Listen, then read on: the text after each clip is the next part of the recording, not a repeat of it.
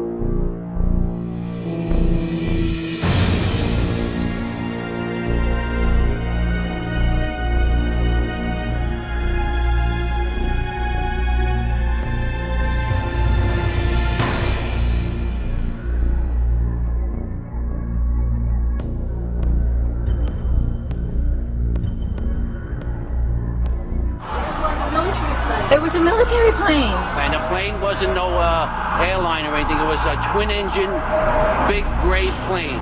We watched the first explosion. As we're watching the buildings, we saw a black, very large airplane fly right into the second building. It came at it south, right in front of our eyes. It was so surreal, like a movie set. Were you close enough to be able to see any markings on the airplane? It definitely did not look like a commercial plane. I didn't see any windows on the sides. I think a bomb went off in the lobby first, then a plane hit the building. Then another plane hit the other building. But when I was coming through the doors on the other side of the Trade Center, something, either they blew the lobby up or something, because it blew the glass out of the doors and knocked us all down.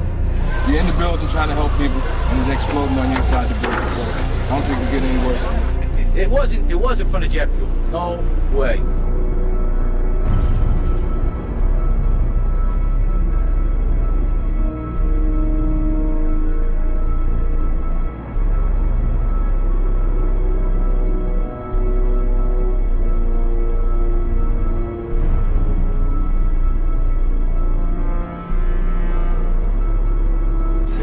understand. There may be more. Any one of these fucking buildings can blow up. This ain't done yet.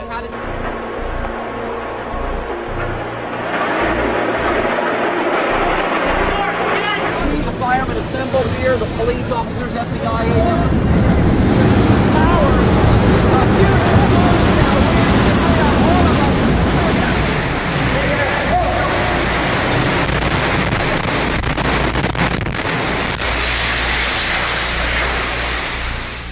My name's Tom Sullivan. I worked for Controlled Demolition Incorporated, CDI, the top-rated explosives demolition firm in the world, owned by the Loiseau family during the years surrounding 9/11. I worked for them as an explosives loader for 2.5 years. As an explosives loader, my job was to place explosives in the buildings to prepare them for demolition. There are many steps that you need to take. First off is you have to weaken the building.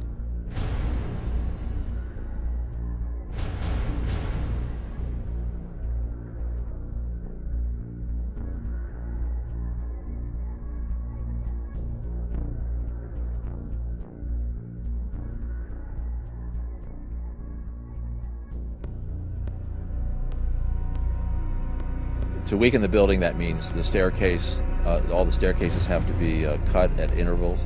The firewalls have to be removed. The elevator shafts have to be cut. I look down to my right, and the elevators exploded, something out of like a Bruce Willis Die Hard movie. People just come running out of the elevators on fire, fireballed. I mean, it was like, what is going on here? There's something's up here. I mean, the plane's up there, now there's fire down here. Then you have to move to the support columns on the particular load floors, and those are cut by a torch for two reasons. First, to weaken them, and also to allow for charges to be placed onto the structure, onto the columns themselves. And that essentially reduces their strength by about 20%. And even with all of that work being done to weaken this building, it still remains safely standing, so we can continue to work in it. The story that just a few columns can cause a synchronized global collapse, an implosion, is, well, that's just nonsense.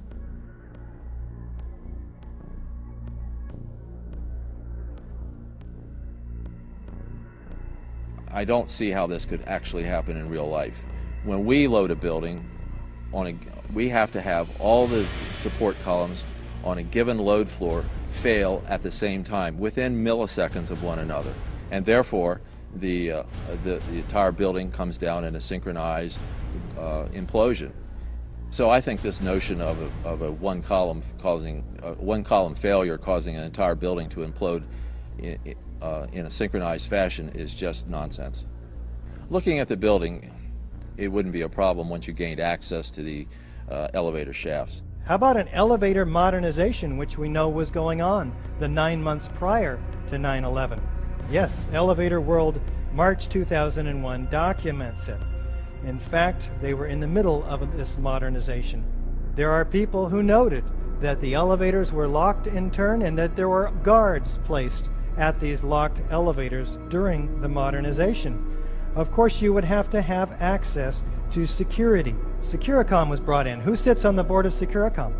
Marvin Bush, the younger brother of George Bush. Then a team of loading experts would have access to all the core columns and beams. The rest could be accomplished at that point by just the right kind of explosives for the job at hand. The choices are many out there. You wouldn't need miles and miles of det cord. You could have used wireless remote detonators, and they have been available for years. You need to only look at an action movie to see them in use, and of course the military has them as well.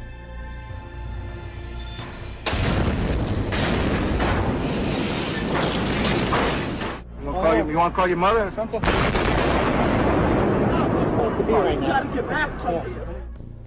Contractors don't use them, on the other hand, because they're just too expensive. Well, you wouldn't have found steel casings to be left in the rubble. They haven't been used for years. What we use now is RDX copper-jacketed shape charges, and when they're initiated, there's nothing left of those charges. And in the case of thermite, well, thermite self-consuming cutting charges have been around since they were first patented in 1984.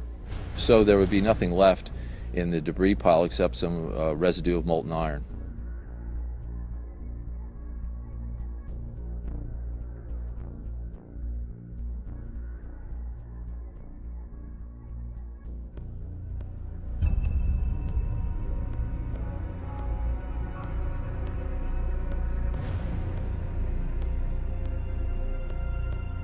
get down below and you'd see molten steel running down the channel rails, like you're in a foundry. These incredibly hot areas were found at the bottoms of the elevator shafts, down 7 basement levels. The molten steel was found 3, 4, and 5 weeks later when the rubble was being removed. He said that molten steel was also found at World Trade Center 7. The highest temperature was in the east corner of the South Tower, where a temperature of 1,377 degrees Fahrenheit was recorded. The molten steel in the basement was more than double that temperature.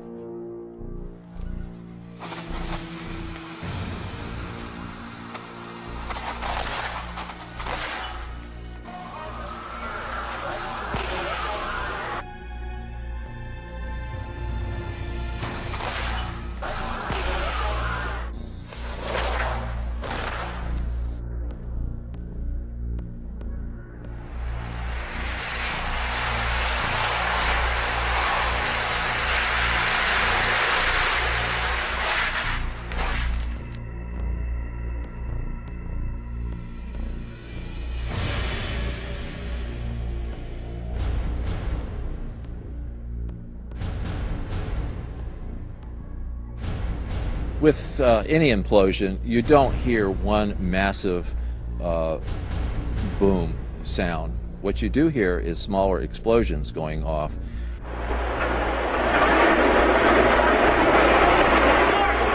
Mr. Sunder of NIST has said that you would, if this had been a controlled demolition, you would have heard a large, massive bomb going off. The World Trade Center. You can see the firemen assembled here, the police officers, FBI agents. And you can see the two towers.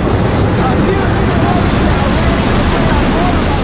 What in reality happens with a controlled demolition is you hear a successive, progressive, smaller waves of smaller explosions going off.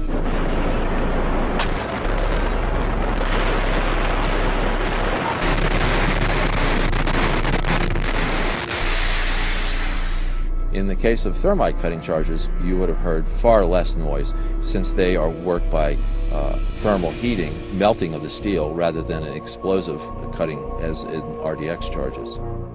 I knew from day one that this was a controlled event, and why I did that is because simply looking at Building 7, you have a sudden collapse of the building. It's fairly symmetrical as it comes down. There's the classic kink, which means that the center core fails first, and you can see that on the video, and the building falls near free fall. So I really honestly didn't believe this from day one, because this is the way buildings classically come down with a controlled demolition.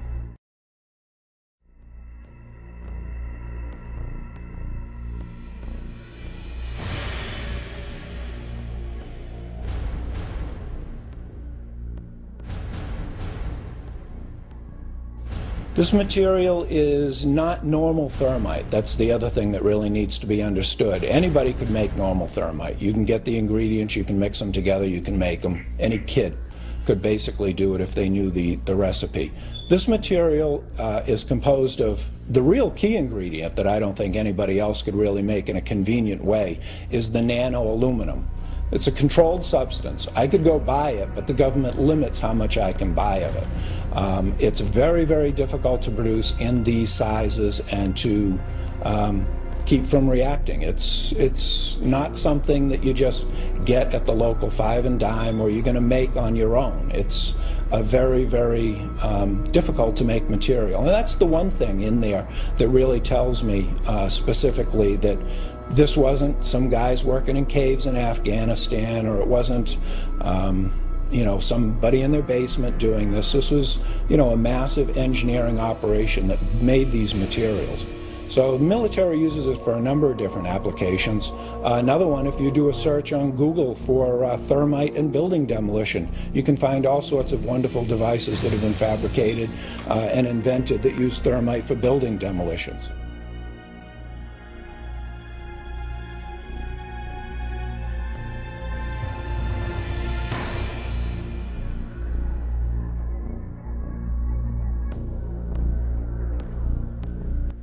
An example would be that in 1984 there was a patent issued for thermite cutter charges to be used in building demolitions that could shoot molten iron through the structural steel in milliseconds.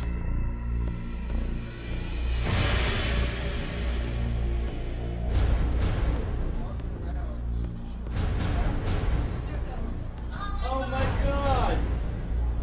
That was a bomb that did that. Oh, fuck! Look at that! That was a fucking bomb that did that. There's no goddamn way that could have happened.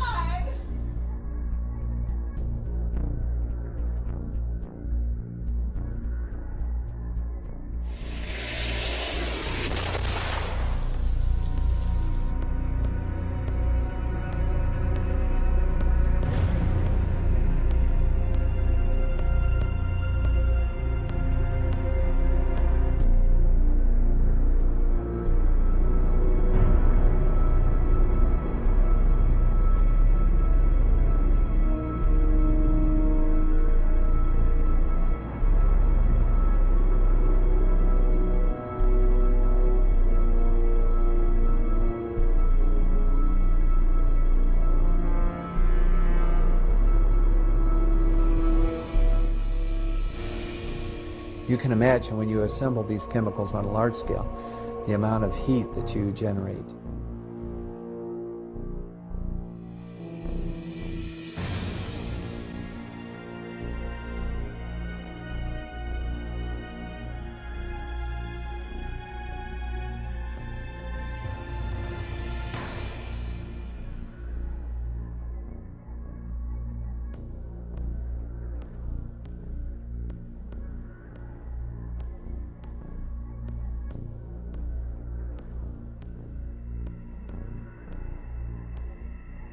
And then, who does Bush appoint? He appoints Henry Kissinger. Naming Kissinger sets a new standard for cynicism, or for being out of touch, or both. A New York Times editorial suggests the choice was to contain an investigation the White House long opposed. But Kissinger at least is an expert on the date September 11th. It was on that day in 1973 that the CIA-assisted overthrow of the democratically elected government of Chile takes place, masterminded by Kissinger for Richard Nixon. President Salvador Allende is murdered. After a universal backlash, Kissinger backs off. Bush then names, it's 431 days now, Thomas Kane and Lee Hamilton as co-chairman. Kane's Azerbaijan oil connections and other conflicts of interest should make him ineligible from the outset. He earlier co-chairs the Homeland Security Project.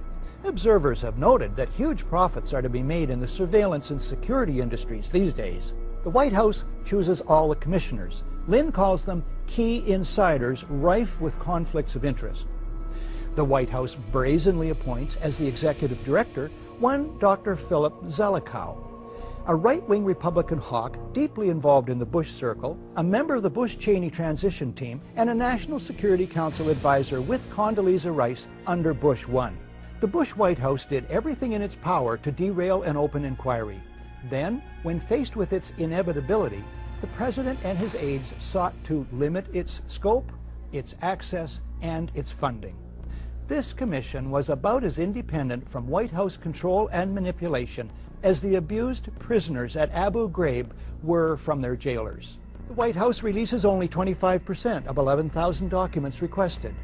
It blacks out portions of the released documents, resists requests that the administration officials testify under oath, and tries to rush the commission's deadline. Bush and Cheney meet the commission, but it is behind closed doors. They refuse to testify under oath. No tape recorders are allowed. No transcript is allowed. Bush makes no opening statement, and those taking notes must submit them to security personnel. My administration will not talk about how we gather intelligence, if we gather intelligence, and what the intelligence says. I will not discuss. We will not discuss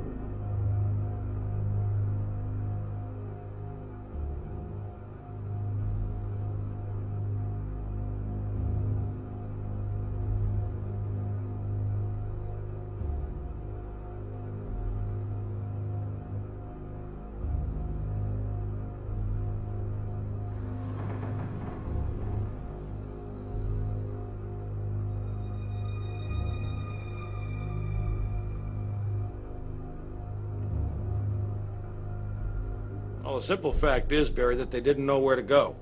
The reason that they didn't know where to go was because a number of conflicting and overlapping war game exercises were taking place, one of which, Northern Vigilance, had pulled a significant number of North American fighter aircraft into Canada and Western Alaska and Northern Alaska in a mock Cold War hijack exercise.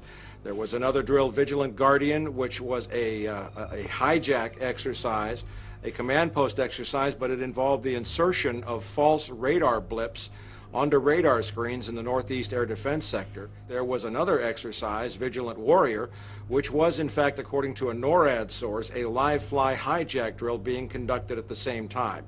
With only 8 available fighter aircraft, and they have to be dispatched in pairs, they were dealing with as many as 22 possible hijacks on the day of 9/11, and they couldn't separate the war game exercises from the actual hijacks. Hi, Boston Center, Team U. We have a problem here. We have a hijacked aircraft headed towards New York. We need someone to scramble some F-16s or something up there to help us out. Is this real world or exercise? No, this is not an exercise, not a test. But this was done deliberately, though. These war game exercises were apparently very well planned by someone who I will show, I believe, was Dick Cheney in the United States government to deliberately confuse FAA, NORAD, and U.S. Air Force fighter response to fulfill a prophecy that another man had once said, let one happen and stop the rest. We do not have a clear explanation for why fighters from Andrews Air Force Base were sent out over the sea first and couldn't turn around because the 9/11 Commission seemed to change all the evidence just arbitrarily right before it issued its final report. So we don't have a clear explanation, but certainly there was, it is all consistent with a motive that said make sure that the fighters don't get to any place in time to stop the 3 critical attacks on the World Trade Center and the Pentagon. Do we want to think about scrambling aircraft? Oh, God, I don't know. That's a decision somebody's going to have to make probably in the next 10 minutes.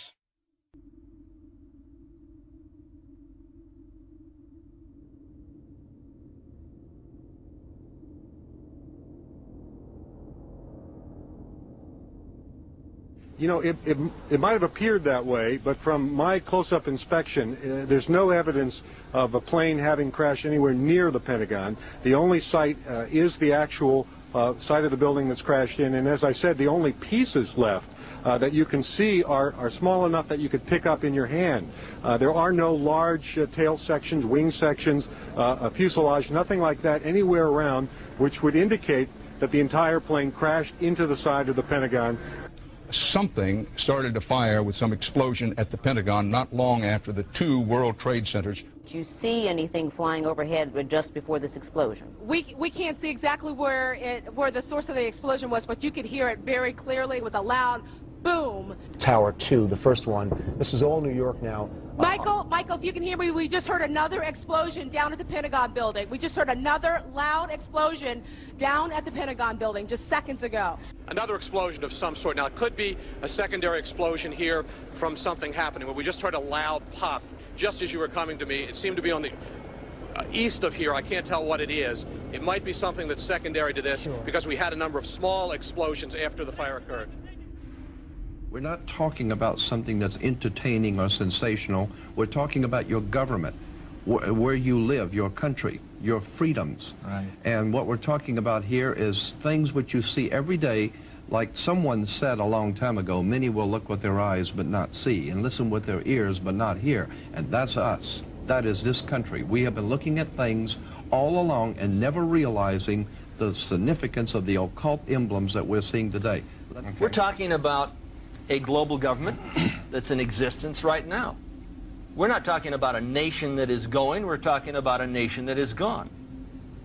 We do not control the government of the United States of America.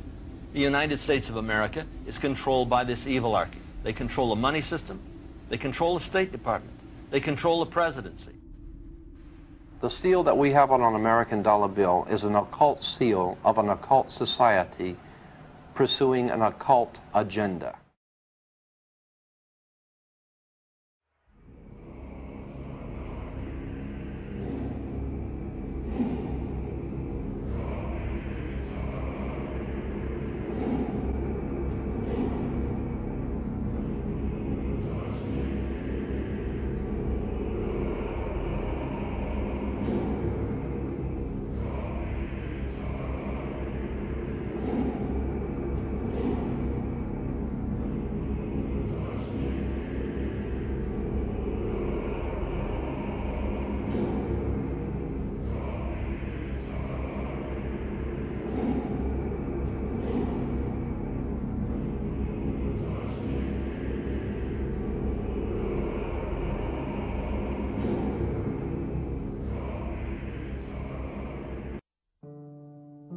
Now you might be noticing I don't feel about that war the way we were told we were supposed to feel about that war, the way we were ordered and instructed by the United States government to feel about that war. See, my mind doesn't work that way. I got this real moron thing I do, it's called thinking. And I'm not a really good American because I like to form my own opinions. I don't just roll over when I'm told to. Sad to say, most Americans just roll over on command. Not me. Not me. I have certain rules I live by. My first rule, I don't believe anything the government tells me. Nothing. Zero.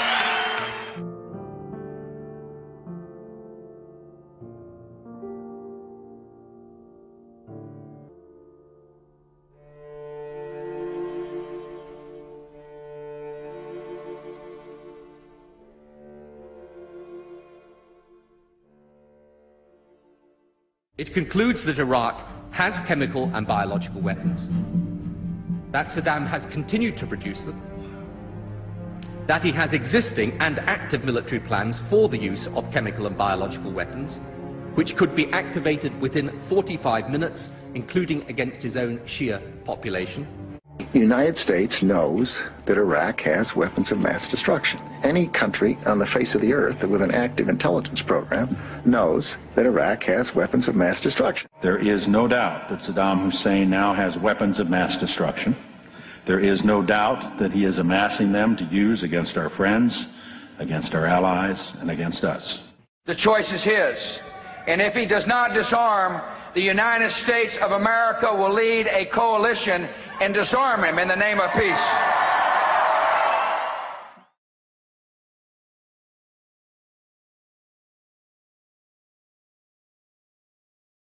Saddam Hussein aids and protects terrorists, including members of Al-Qaeda. Secretly and without fingerprints, he could provide one of his hidden weapons to terrorists or help them develop their own. Before September the 11th, many in the world believed that Saddam Hussein could be contained. The war on terror is, you can't distinguish between Al-Qaeda and Saddam when you talk about the war on terror. We've learned that Iraq has trained Al-Qaeda members in bomb making, and poisons, and deadly gases. He's a threat because he is dealing with Al-Qaeda. We know that Iraq and Al-Qaeda have had high-level contacts.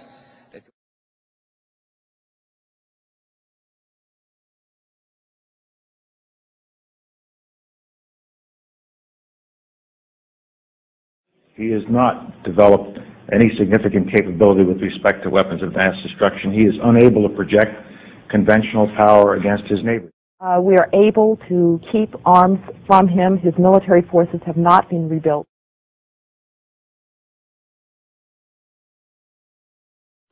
It appears that there were not weapons of mass destruction there.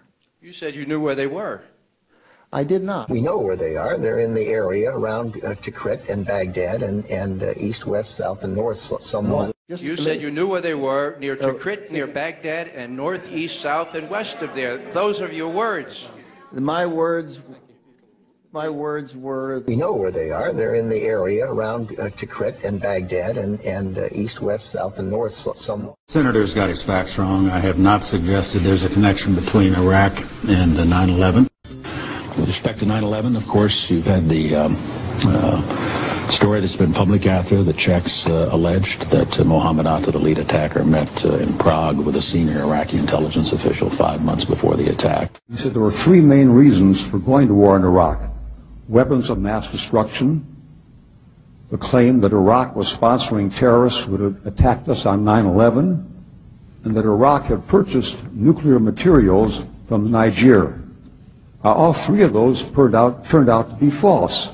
First, just if I might correct a misperception, I don't think we ever said, at least I know I didn't say, that there was a direct connection between September the 11th and Saddam Hussein. Saddam Hussein aids and protects terrorists, including members of Al-Qaeda. You have said in the past that it was, quote, pretty well confirmed. No, I never said that. Okay. I never think said that is... No, it's absolutely not. What I said was, it's been pretty well confirmed. that he did go to Prague and he did meet with a senior official of the Iraqi intelligence service. Well, let me just ask you this. If they did not have these weapons of mass destruction, though, granted all of that is true, why then did they pose an immediate threat to us, to this country? You and a few other critics are the only people I've heard use the phrase immediate threat. That he has existing and active military plans for the use of chemical and biological weapons, which could be activated within 45 minutes. Active chemical munitions bunkers, mobile production facilities. The United States knows that Iraq has weapons of mass destruction. The reason I keep insisting that there was a relationship between Iraq and Saddam and Al-Qaeda, because there was a relationship between Iraq and Al-Qaeda. What did Iraq have to do with what? The attack on the World Trade Center. Nothing. You know, what has been happening as we debate the number of troops, as we debate whether to withdraw, is also this continual debate over the intelligence leading up to the war. And I know you've said you believe that it's wrong to question the motives or the honesty of administration officials, but I have a different question for you. If you had known that no weapons of mass destruction would be found, would you have advocated invasion? I didn't advocate invasion. You didn't? No, I wasn't asked. If you read all the books and the things... You weren't, but why weren't you asked? That's very puzzling. Well, I'm sure the president understood what my views were, but as a technical matter, did he ever look and say, what should we do? Should we go do this or not do that? This is something that the president thought through very carefully. Are you trying to distance yourself from the war with that? Of course not. I agreed completely with the decision to go to war. And I've said that 100 times. And don't even suggest that. I'm just asking. Yeah, well, you know better. Look, the interesting thing to me about the pre-war intelligence is clearly it was wrong. Every statement I make today is backed up by sources, solid sources. These are not assertions. But would you have been for an invasion if we had known that? The answer is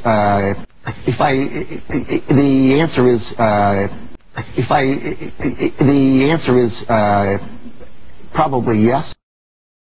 When it comes to who else knew the American public was being lied to about Iraq, one Democratic senator now says you can add the entire Intelligence Committee to the list. Dick Durbin of Illinois making the amazing claim on the floor of the Senate that while he and perhaps the 16 other members of that Intelligence Committee knew the administration was misleading the American public, he, perhaps they, kept quiet about it because due to his position on the committee, he had been sworn to secrecy. A few hundred feet away from here, in a closed room, carefully guarded, the Intelligence Committee was meeting on a daily basis for top-secret briefings about the information we were receiving, and the information we had in the Intelligence Committee was not the same information being given to the American people. I couldn't believe it. Members of this administration were in active, heated debate over whether aluminum tubes really meant that the Iraqis were developing nuclear weapons. Some within the administration saying, of course not. It's not the same kind of aluminum tube. At the same time that members of the administration were telling the American people to be fearful of mushroom-shaped clouds. I was angry about it. Frankly, I couldn't do much about it. Because you see, in the Intelligence Committee, we're sworn to secrecy. We can't walk outside the door and say, the statement made yesterday by the White House is in direct contradiction to classified information that's being given to this Congress. We can't do that. We couldn't make those statements. And so in my frustration, I sat here on the floor of the Senate and listened to this heated debate about invading Iraq, thinking the American people are being misled. They are not being told the truth.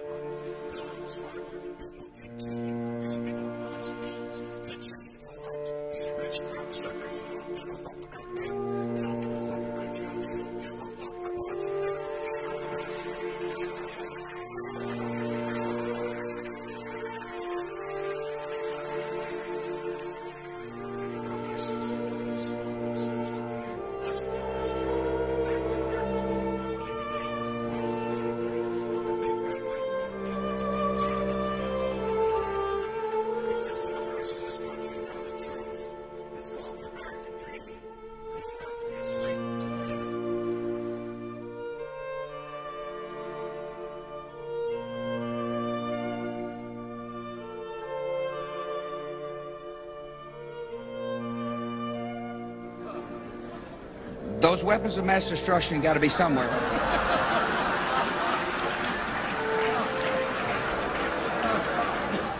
Those weapons of mass destruction got to be somewhere. I'm right down, dude. I tell you what.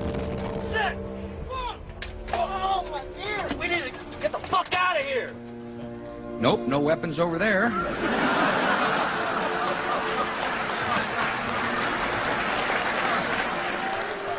Those weapons of mass destruction got to be somewhere. Nope, no weapons over there. Maybe under here. Oops, this photo wasn't supposed to be in here. This is a Skull and Bone secret signal.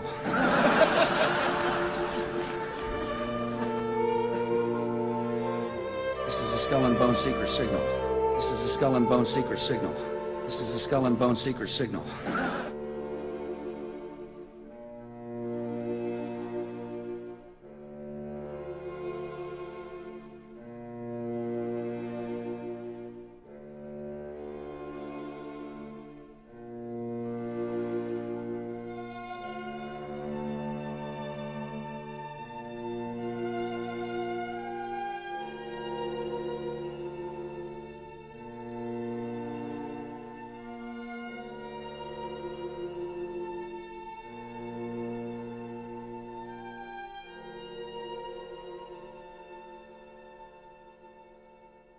Sooner or later, the people in this country are going to realize the government does not give a fuck about them. Government doesn't care about you or your children or your rights or your welfare or your safety. It simply doesn't give a fuck about you. It's interested in its own power. That's the only thing, keeping it and expanding it wherever possible.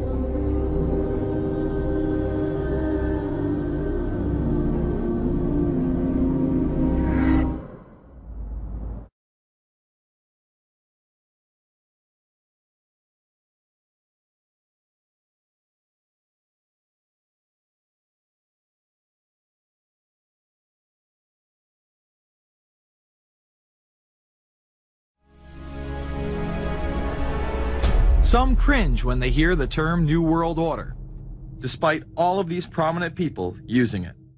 What is at stake is more than one small country. It is a big idea, a new world order, where diverse nations are drawn together in common cause to achieve the universal aspirations of mankind.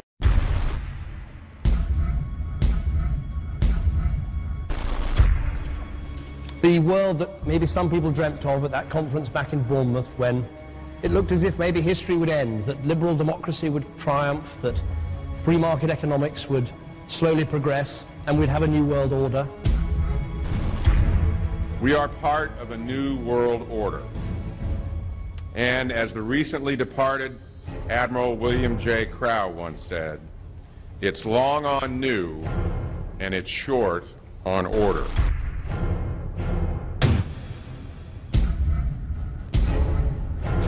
Walter Isaacson wrote a wonderful book about some of the wise men who helped shape the New World Order following the Second World War.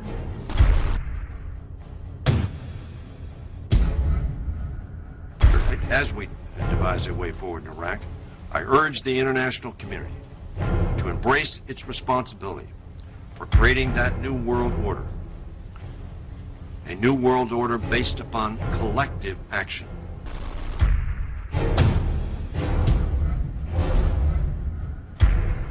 The transatlantic partnership was never just the foundation of our security. It was the foundation of our way of life. It was forged an experience of the most bitter and anguished kind. Out of it came a new Europe, a new world order, a new consensus as to how life should and could be lived.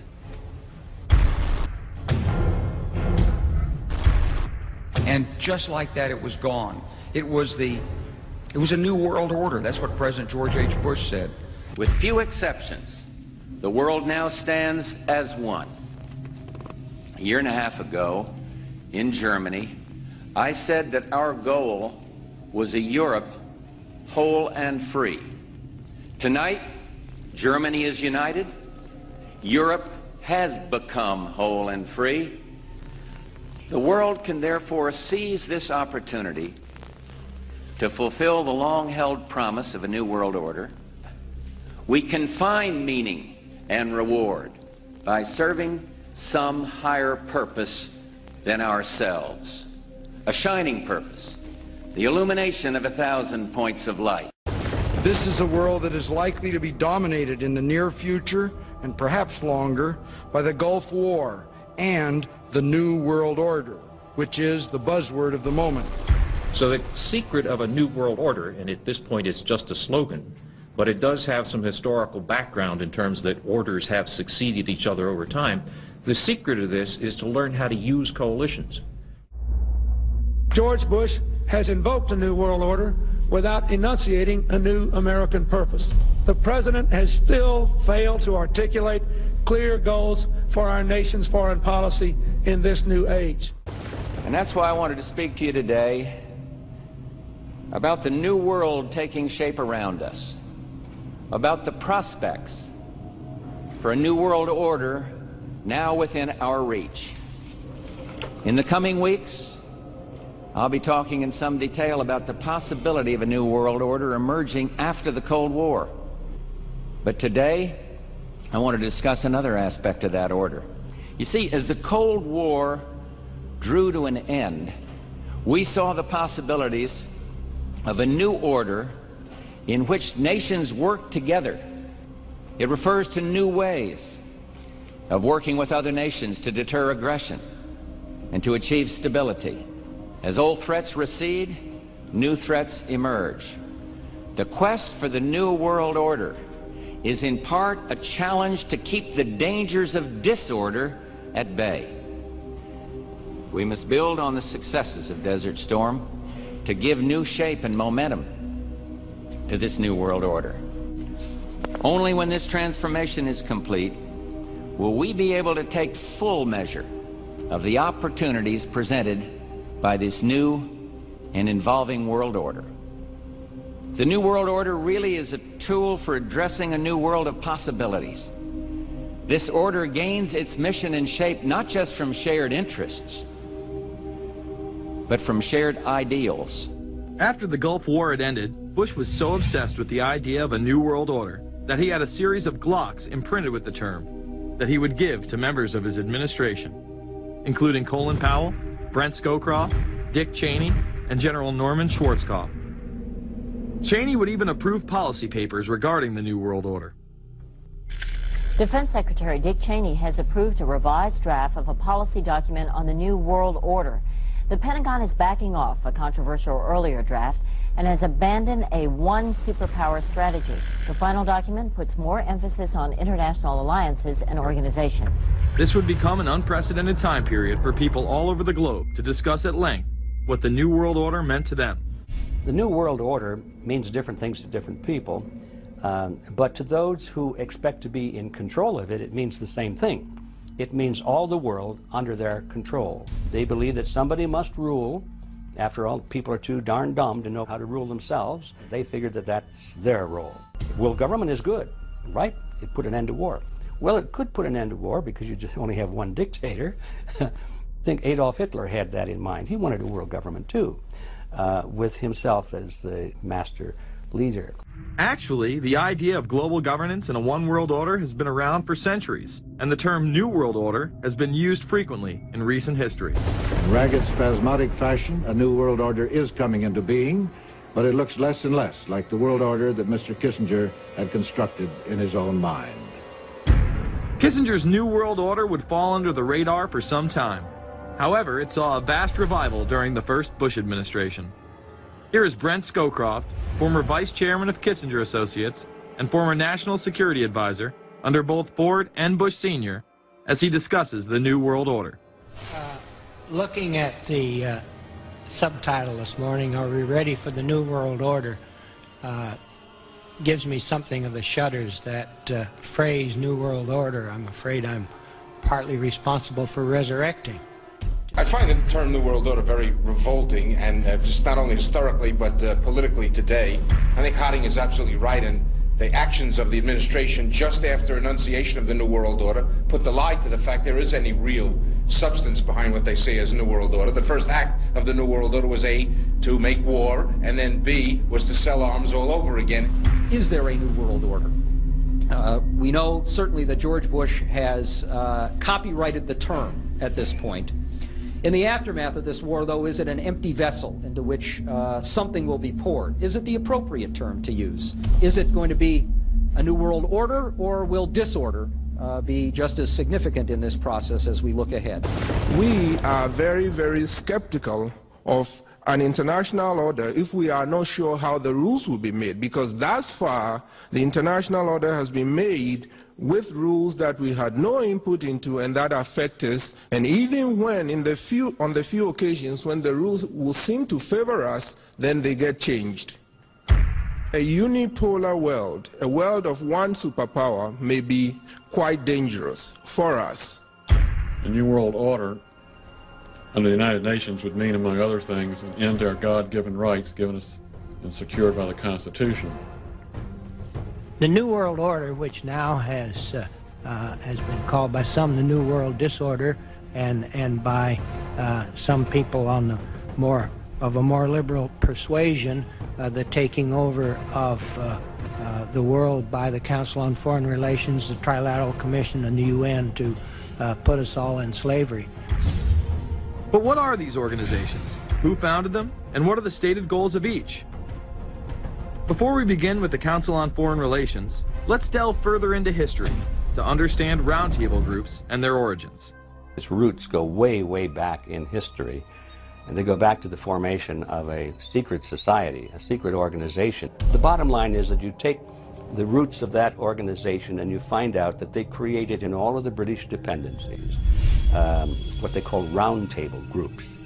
And then around those little roundtable groups, they created front groups. And the purpose of these front groups and roundtable groups was to penetrate into the governments of all of these different countries, to penetrate into the media centers, to penetrate into the educational systems. In other words, to penetrate into the social fabric, the power centers of society, and literally take them over from the inside without anybody being aware that they were controlling influence. The League of Nations was the first attempt at the New World Order, the first attempt at a global government based on the model of collectivism. And it was the brainchild of the elitists, the ancestors of the very people who are still working on this project. They're collectivists, the very wealthy people. They're the ones in this country who dominated the powerful tax-exempt foundations, like the Carnegie Endowment Fund for International Peace, the Rockefeller funds, Ford Foundation and groups like that. These people were on record, even way back then, that they had to have a new world government, and they dreamed of that being embodied in the League of Nations. And they were solidly behind it. And that was one of the reasons those people encouraged the United States into World War I, was because of the crisis of World War I, and that would also condition Americans to thinking of making big changes in their system, because we certainly don't want another war like that, do we? There's that fear angle again. And they thought, well, by being in World War I, then we would be a major participant at the table to carve up the world and create a new world government. And that was to be the League of Nations. Now, why is that important? It's important because the avowed purpose of the Council on Foreign Relations is to create a new world order, a global government based on the model of collectivism. And that includes the elimination of the United States as a sovereign nation. That's why it's important. The people running this country are determined to destroy it. The Council was heavily criticized during the 1980s for being an organization hell-bent on destroying national sovereignty in favor of a world government. So many of its members hid their association with the organization. Dick Cheney had this to say in response to a question by David Rockefeller, who became the CFR's youngest director in 1949 and was chairman of the board from 1970 to 1985. He remains an honorary chairman to this day. It's good to be back at the Council on Foreign Relations. As Pete mentioned, I've been a member for a long time and was actually a director for some period of time. I never mentioned that when I was campaigning for re-election back home in Wyoming. Now, you are the president of the Council on Foreign Relations, all right? Yes, sir. You guys toy with countries of the world like toys, don't you? You're like the Illuminati, you're the Masons, you control everything, don't you? That's the rap on you guys. So every place there's questions coming from this documentary. And you don't have to believe everything in the documentary to still have questions come up. And you look back and you remember what you saw and what you were told, and now you have questions. You have these private groups that are run and created by the elite, by the ultra-rich, wealthy families that have been manipulating global markets from behind the scenes for generations.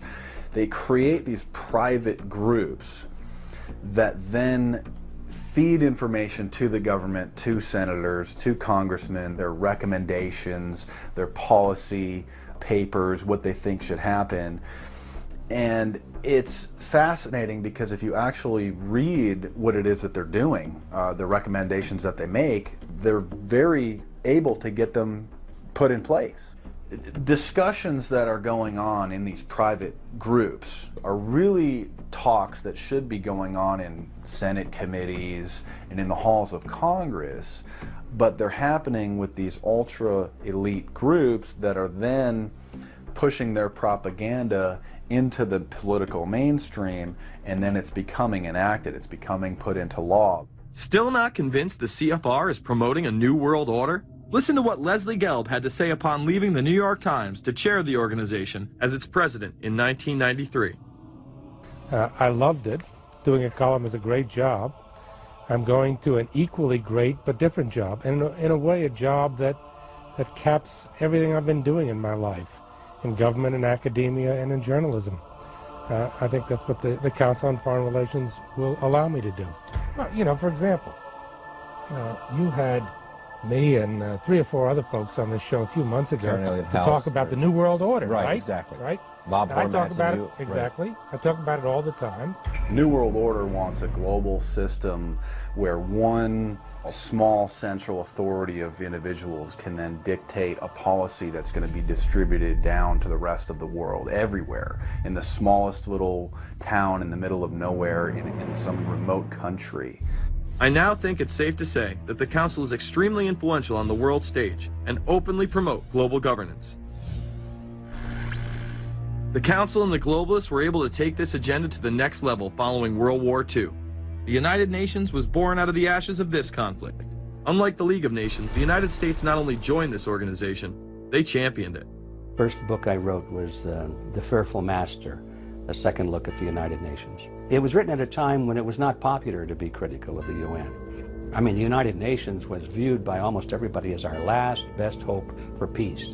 It was a means, we were told, to bring humanity together and put an end to war and live in peace and harmony and promote trade and all of these good things. I wish it were any of those things, but it's not.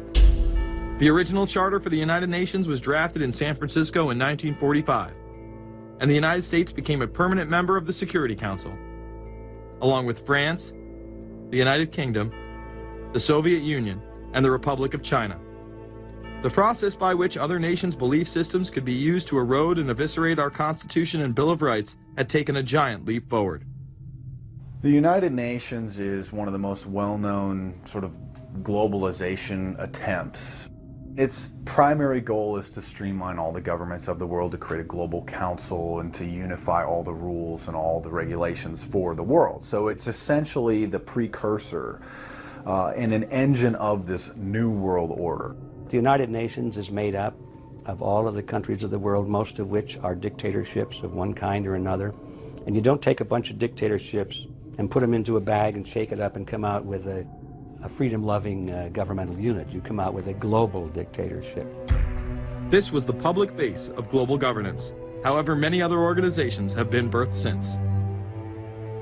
Even more suspect is a private group called the Trilateral Commission. David Rockefeller and Henry Kissinger are among its some 300 influential members. The Trilateral Commission, rich and powerful business and political leaders from Japan, Europe, and North America. The New York-based policy group was formed in 1973 by Chase Manhattan Bank Chairman David Rockefeller. In addition to Rockefeller, there are many other noted American members. Among them, economist Alan Greenspan, former Defense Secretary Harold Brown. George Bush was once a member, but resigned last year before his unsuccessful presidential campaign. Back then, it wasn't politically wise to be aligned with what his party's right wing considered a shadow world government. The United Nations would take over America. The Trilateral Commission would control the world. Just look at its membership, they say. Current and former members include Presidents Clinton, Bush, and Carter. Names like Brzezinski, Christopher, Kissinger, and Schultz. And top executives of ITT, Xerox, Exxon, and Nations Bank. Although this group with only 300 members seems to be at the apex of the power structure, there is yet another group formed in 1954 that is even smaller in number and has a greater influence on world events. Meet the Bilderberg Group. This elite group meet annually around the globe. There is a core group of members who have attended every year for decades, such as David Rockefeller, Henry Kissinger, and Queen Beatrix of the Netherlands. These members invite others who are politically and socially relevant at the time. Each year, around 140 people are in attendance. Real quick, I'd ask you this question. In June of 2004, you attended a meeting in Italy called the Bilderberg Group. I just want to know what you were doing out there, what that was all about. If she lied to me and told me she didn't go, I figured you might tell me the truth. All I did was go. They had a Republican and a Democrat. I gave like a 20-minute talk on the presidential election. Did it have anything to do with being John Kerry's running mate? Did you talk about that at all? No, because I wasn't his running mate. Okay. I happened to be in Europe then on my way to Russia. I was invited to go to Bilderberg by Vernon Jordan, a friend of mine and a genuine hero of the civil rights movement. And to the best of my knowledge, NAFTA was not discussed by anybody in my presence. Documents released by the group in 2001 revealed that in September of 1955, the group met in Germany and covertly outlined the idea of a European Union. Section E, European Unity, discusses the general support for European integration and unification, and the idea to unify Germany once again with the rest of Europe under a common marketplace. Belgian Viscount and current Bilderberg chairman Etienne Davignon told the EU Observer in 2009 that the next Bilderberg meeting could improve understanding on future action in the same way it helped create the euro in the 1990s. This illustrates the patience, vision, and reach of this organization. It was able to promote and establish both the European Union and the European currency over the course of just under 40 years, incrementally. One of the things that the elitists discussed back at the turn of the century when they were talking about how do you convert the United States into a collectivist system, was the fact that you can't do it quickly. You have to let people get used to it incrementally, because any major change would be rejected. The 1957 Conference of Rome, where the Common Market Treaty, providing for free trade in all products, was at last signed. 6 nations, France, Germany, Italy, Belgium, Holland, and Luxembourg, agreed to remove all mutual barriers to trade within 12 to 15 years, the embryo of a political union which they proclaimed to be their ultimate objective. In that fashion, it's possible for people to get used to this process and even to think it's a good thing. People will accept the gradual growth of government, the gradual loss of their purchasing power. They'll accept almost anything if it's done gradually, and we have to be very alert to that. 2008 and 2009 attendees include World Bank President Robert Zoellick, Treasury Secretary Timothy Geithner, former head of British Secret Intelligence Richard Dearlove, Donald Graham, CEO of the Washington Post, CNN host and author of the Post-American World, Fareed Zakaria, and many other giants of business, politics, and media. You just came back from meeting with the Bilderberg Group. The Bilderberg Group are, you know, when people who are conspiracy theory people, they send me mail, it's usually about the Bilderberg Group. And I get these books on my front door, which I'm uncomfortable with, and it's all about the Bilderberg, like they're the modern day Illuminati. Are you a member of the Bilderberg Group? I don't think we're supposed to talk about this. Many have identified them as the kingmakers, the puppet masters that pull the strings behind the scenes. Perhaps there is no better example of this than what occurred during the 2008 conference. Immediately after Obama had been selected as the Democratic presidential nominee, the pressure was on to choose a running mate. We've put together a committee. We are going to be equally deliberative in how we move forward. And we're not going to do it in the press, and we're not going to do it through surrogates. He then tricked the press corps into staying on the plane as it took off from Washington. He was whisked away to an undisclosed location. What's interesting and dangerous about the New World Order is that it's not a natural progressing idea. It's just not civilization naturally evolving and organizing into this system. It's the group of extremely powerful people that are manipulating the system to get it to this status from behind the scenes without anybody's knowledge. You have to ask yourself, if there isn't an agenda going on to keep those organizations quiet and to keep them out of the news, to keep the discussions about them behind closed doors, then why is it that these supposed experts on the left and on the right never talk about them? This has been a condensed history of the globalist organizations and their rise to power. But is there a reason they meet behind closed doors? A shadow world government has been mentioned, but to truly understand what that means, let's go back to this iconic warning from President Dwight D. Eisenhower. Progress toward these noble goals is persistently threatened by the conflict now engulfing the world. It commands our whole attention, absorbs our very beings. We face a hostile ideology, global in scope, atheistic in character, ruthless in purpose, and insidious in method. In the councils of government, we must guard against the acquisition of unwarranted influence, whether sought or unsought, by the military-industrial complex. The potential for the disastrous rise of misplaced power exists and will persist. Through multinational corporations, global intelligence networks, out-of-control banksters, all under the veil of national security and black operations, the global elite have consolidated power on a massive scale over the last several decades. You see, global corporations not only fund and develop large technological and military projects here and abroad, they also own the consumer industry and production, as well as all of the important media. By owning the vast majority of what we hear and see on a daily basis, we have been manipulated on a mass scale as to regards to what we believe and desire, both socially and politically. Edward Bernays, the nephew of world-famous psychoanalyst Sigmund Freud, would study group dynamics and become the father of public relations. He authored the book Propaganda in 1928. In it, he described how to intelligently and consciously manipulate the habits and opinions of the masses within a democratic society. He went on to state that those who harness this unseen mechanism of society constitute an invisible government and are the true ruling power. It is they who pull the wires which control the public mind, who harness old social forces and contrive new ways to bind and guide the world. The average American is distracted, mindless, worried about minuscule things, celebrities, as if it was their own family members. And this is by design, because the powers that be, who own the media, know how our brains work. They know scientifically how the human mind functions.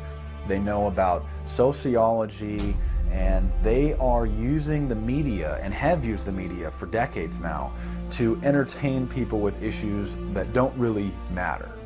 When you have the big news networks covering celebrity issues as if it's the most important thing, it becomes the most important thing. And this is not by accident. This is to keep us out of the way. Because if you're worried about the latest celebrity death, or the latest celebrity couple, or the celebrity breakup, or your sports team having a shot at the Super Bowl or the World Series, there's so much information about those issues that can be discussed that will mesmerize people, and they won't know or care about the real issues that are out there.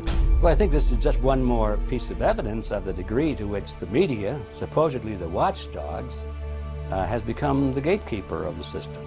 So as the populace is mesmerized and hypnotized by powerful behind-the-scenes forces, as they are distracted by the latest celebrity scandal, the newest cell phone, and their favorite sports team, this network disguises itself, remaining in the shadows.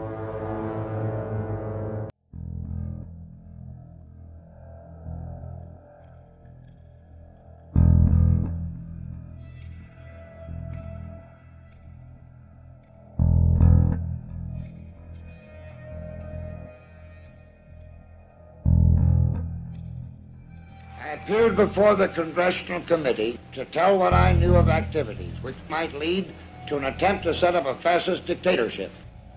The potential for the disastrous rise of misplaced power exists and will persist.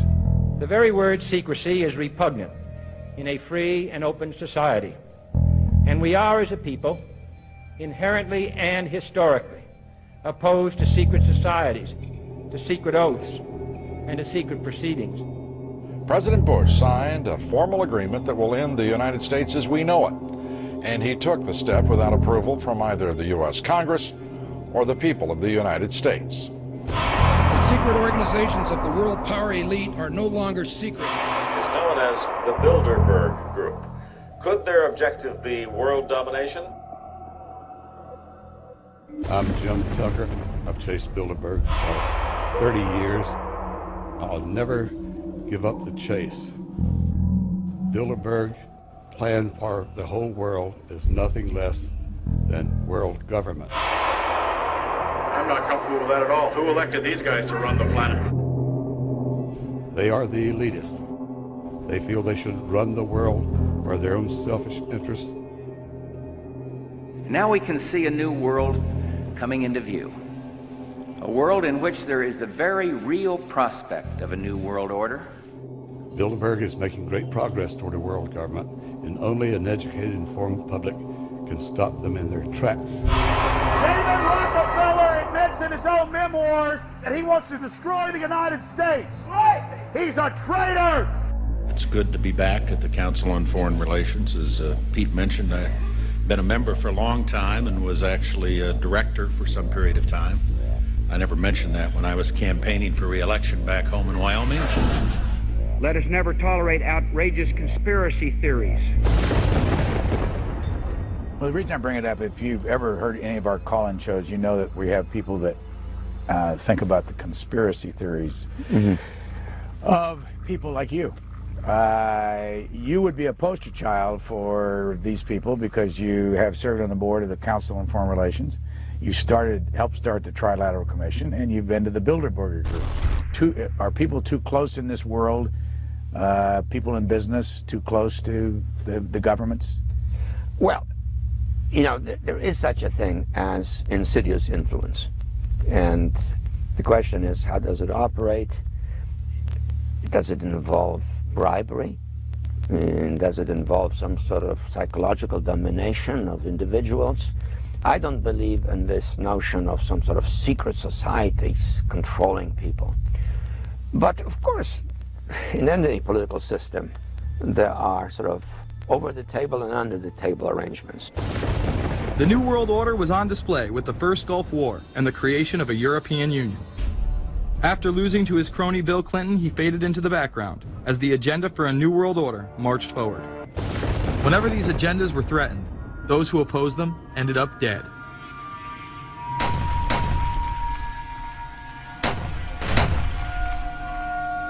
We've got some difficult days ahead,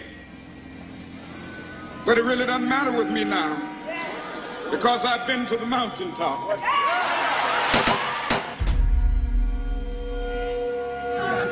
My thanks to all of you, and now it's on to Chicago, and let's win there. Thank you very much. Gave a paper about all three of the big assassinations in the 60s, which was John F. Kennedy, Bobby Kennedy, and Martin Luther King. And there are certain common denominators. I call these events deep events. We've become accustomed to the idea that every now and then something is going to happen, and we just know from the beginning we're not going to get to the bottom of it. And the more they happen, the more reconciled we've become to this state of affairs. In 1978, the House Select Committee on Assassinations could not ignore there was a conspiracy in regards to the assassination of John F. Kennedy. Good evening.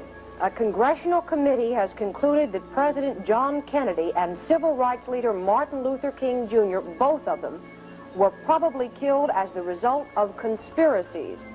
The House Assassinations Committee wound up its two-year study by recommending that the Justice Department look into both cases. In the assassination of Dr. Martin Luther King, the committee concluded the likelihood of conspiracy. The committee's summary of findings says President Kennedy was probably assassinated as a result of a conspiracy, that its evidence establishes a high probability that two gunmen fired at the motorcade. The committee concluded that President Kennedy did not receive adequate Secret Service protection in Dallas, that the CIA was deficient in sharing information before and after, that the Justice Department and Warren Commission failed to pursue possible conspiracies and made their conclusions too definite. There seems to be no debate that the CIA and Secret Service were involved in the assassination, as you can clearly see two Secret Service agents being taken away from their positions at the back of Kennedy's vehicle just moments before the assassination. And no matter what you believe about Oswald, it has now been declassified that Oswald was trained by the CIA in 1957 under the cover of the Office of Naval Intelligence. Assassination is an option when the ruling class can identify an enemy who cannot be compromised. But how do they bend the population's will to do their bidding? Well, the false flag operation is one in which the attacker carries the flag of someone else. It's usually a military operation, and the purpose, of course, is to create the impression that the attacker is someone else. They want to create negative public opinion against the nation whose flag was being used. Or they may even not use a flag at all. This sort of thing is done all the time, and it's certainly not unique in history. I think we've been seeing a lot of it lately. Americans are easily motivated by false flag operations, and I think it's inevitable that we will see false flag operations in the near future. It is used in order to seize power at an accelerated pace. The government has lied about 9/11 repeatedly and used it to dominate the Middle East, while creating an evolving police state here, encroaching on civil liberties at home. And of course, building a new world order. There is a chance for the President of the United States to use this disaster to carry out what his father, a phrase his father used, I think, only once, and hasn't been used since, and that is a new world order. We know now that September 11th of 2001 was the beginning of what we might call a new world order. The New World Order that this president's father talked about with such great enthusiasm seems to be high on the agenda of this administration. Under the second Bush administration, massive amounts of civil liberties were openly and brazenly taken away following 9/11. The passage of the Patriot Acts, the Military Commissions Act, and other horrifying anti-constitutional legislation was enabled by the incredible amount of fear generated by the media, all in the name of keeping us safe here at home. The war itself would create huge profits for the military-industrial complex, and the globalists would seize even more power and control over Middle Eastern resources in what they planned to become a Eurasian Union under their control. Although the establishment claimed to be fighting for our freedom abroad, they were destroying our sovereignty by stealth. Expanding on NAFTA, they were able to consolidate power on the domestic front by deindustrializing the United States through CAFTA, the Central American Free Trade Agreement, as well as the SPP, the Securities and Prosperity Partnership. Opponents, however, say the initiative is nothing less than a plan to create a North American Union that would eliminate sovereignty for all three nations. Building on the North American Free Trade Agreement, the NAFTA section of the Commerce Department is busy drafting laws and regulations for a North American Union, a union of Canada, America, and Mexico. The President has attended secret meetings and signed at least 2 agreements under the Security and Prosperity Partnership Program. The stated goal established by Presidents Bush, Fox, and Prime Minister Paul Martin is integration by 2010. It's a plan from the business elites, the political elites, that will cost more American jobs, cost American sovereignty, but it would fulfill the President's father's vision. Now, former United States Trade Ambassador Robert Zoellick is talking about it again with renewed vigor. This time, a new world order with business at the helm of trade and economic policy. It's an agenda that goes hand in hand with the United States, Mexico, and Canada, working quietly and behind the scenes to promote a common market with common deregulation for the benefit of multinational corporations. It's remarkable to me, the arrogance, the idea of just simply throwing away the nation's sovereignty, but they're trying to do so in so many ways. People better understand that they mean exactly what they're saying. It's a new world order they're trying to create. Dobbs, the only mainstream anchor to expose the New World Order, resigned shortly after bullets were fired into his home. The elite do not plan on waiting around for these unions to be formed before implementing the next step in global government. Through the vast global economic crisis of the last few years, they have been able to devalue the dollar and undermine it as the world's reserve currency. They have allowed the Federal Reserve and IMF to consolidate power by taking control of the Securities and Exchange Commission, as well as issuing a global currency instead of the dollar, disguised as a special drawing rights unit. This aspect of the New World Order was announced at the G20 in April of 2009. There is a big thing that's going to happen in London at this G20, and then they're hiding it, they're camouflaging it, they're not talking about it. Coordination of international regulation. What they are going to do is to put our Fed and our SEC under the control, in effect, of the IMF. The New World Order, that's what they're planning in there, is to undermine the U.S. currency, and it's just really sad. What it really is putting the American economy under international regulation. Yeah. And those people who have been yelling, oh, the UN's going to take over global conspiracy government. Theorists. They've been crazy, but now they're right. There's 20 or whatever people in the G20, say there's 20 ministers, thousands of us, and we can't get our voices heard. When Geithner said he would be open to the idea of a global currency last week, yeah. Those conspiracy people had said and suggested that for years. Right. You're not wrong.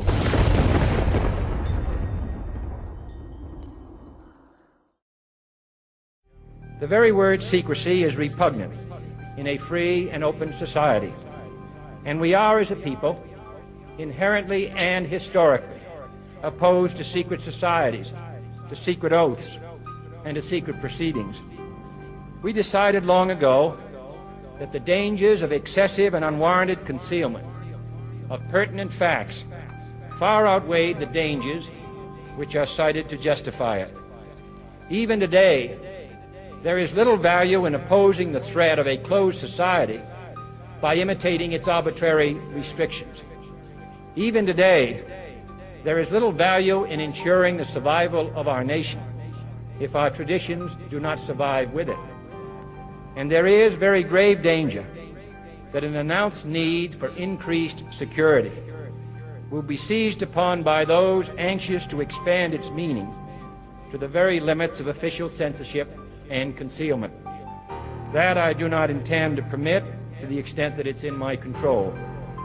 And no official of my administration, whether his rank is high or low, civilian or military, should interpret my words here tonight as an excuse to censor the news, to stifle dissent, to cover up our mistakes, or to withhold from the press and the public the facts they deserve to know.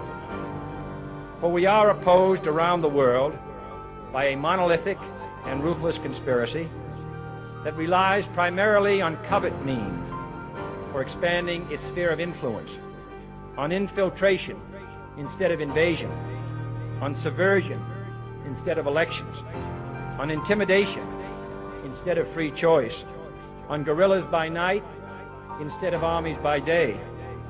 It is a system which has conscripted vast human and material resources into the building of a tightly knit, highly efficient machine that combines military, diplomatic, intelligence, economic, scientific, and political operations.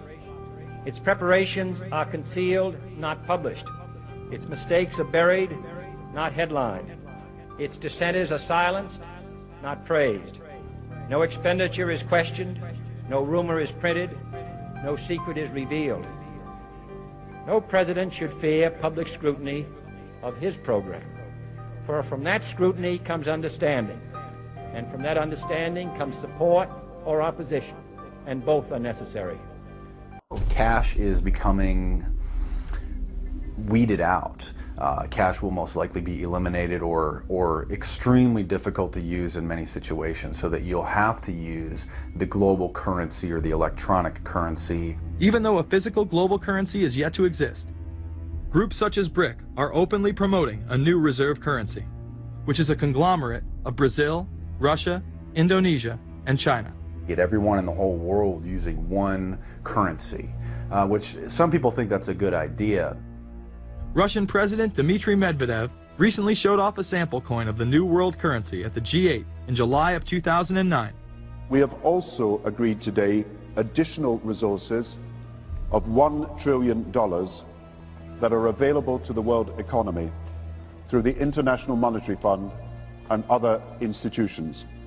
This includes 250 billion from special drawing rights, the reserve currency of the IMF, drawing rights that will be issued to countries who are part of the International Monetary Fund. I think a new world order is emerging, and with it the foundations of a new and progressive era of international cooperation. The head of the European Union is also calling for global government. 2009 is also the first year of global governance, with the establishment of the G20 in the middle of the financial crisis. Gordon Brown has called for a world constitution. We now need nothing short of a world constitution for the global financial system. Both Gordon Brown and Barack Obama had been groomed to be the next Anglo-American spokesman for this new world order after Bush and Blair stepped down. President Barack Obama has also espoused similar views on globalism. Here he is in Berlin, Germany, in July of 2008, in what media have dubbed his New World Order speech. Well, there have been extraordinary scenes in Berlin tonight as thousands of people gathered to hear Barack Obama deliver key foreign policy speech on his current European tour. The Democratic presidential hopeful laid out his vision for America's place in a new world order. In this new world, such dangerous currents have swept along faster than our efforts to contain them. And that is why we cannot afford to be divided. No one nation, no matter how large or powerful, can defeat such challenges alone. In this new century, Americans and Europeans alike will be required to do more, not less. Partnership and cooperation among nations is not a choice. It is the only way, the one way, to protect our common security and advance our common humanity. That is why America cannot turn inward. That is why Europe cannot turn inward. America has no better partner than Europe. Now is the time to build new bridges across the globe as strong as the one that binds us across the Atlantic. Now is the time to join together through constant cooperation and strong institutions and shared sacrifice and a global commitment to progress to meet the challenges of the 21st century. Barack Obama also became the first sitting president to ever become the chair of the Security Council for the United Nations, which only further cites his allegiance to world government. The New World Order will stop at nothing to achieve planetary dominance, whether it be assassination, wars based on lies, and even a phony environmental movement. So it should come as no surprise that they have been tracking, tracing, and databasing our lives for years. Many people are aware that the Bush administration engaged in warrantless wiretaps on American citizens. What they don't understand is that it's come out in court that all the major telecommunications companies have been secretly storing every piece of data received from our phones and our computers and handing them over to the National Security Agency. You heard about the government secretly listening in on phone conversations without a warrant, but there is evidence that your email is also being tapped. The government has been intercepting most emails as part of its terrorist surveillance program. That program has been criticized as illegal because it's missing an important ingredient: search warrants. Several years ago, Klein says he came to suspect that AT&T had installed secret computer gear designed to spy on internet traffic. In the United Kingdom, it has been established there are over 4 million CCTV cameras. That is around 1 camera for every 14 citizens. Their purpose is not to solve crime, as it takes 1,000 CCTV cameras to solve just one crime. It is to create a tattletale society in which everyone is under constant surveillance by the state and those around them. Your every move in both your home and the outside world is under constant surveillance by a criminal elite who operate above the law. As we are constantly under the microscope, their activities remain in the shadows. Obama extended diplomatic immunity to Interpol with Executive Order 12,425, further empowering criminal behavior within our own government. In the Middle East, endless wars will continue. Under the Obama administration, we have sent tens of thousands of more troops into Afghanistan. Living in the New World Order, when it's close to completion, for the average citizen, for people like you and me, is going to be essentially slavery. We're never going to be able to get ahead. We're never going to be able to amass enough wealth, essentially to retire or to do what we want to do in life. We're going to constantly be working for the man. They're creating essentially a two-class system. So it's going to be an inner ruling elite and then everyone else. And I got news for you. You're everyone else. The New World Order that is currently being built revolves around creating a global technopoly ruled by the elite, in which they dominate and control a severely reduced populace, which they treat as their pets. Is there a possibility that we have Taliban employees?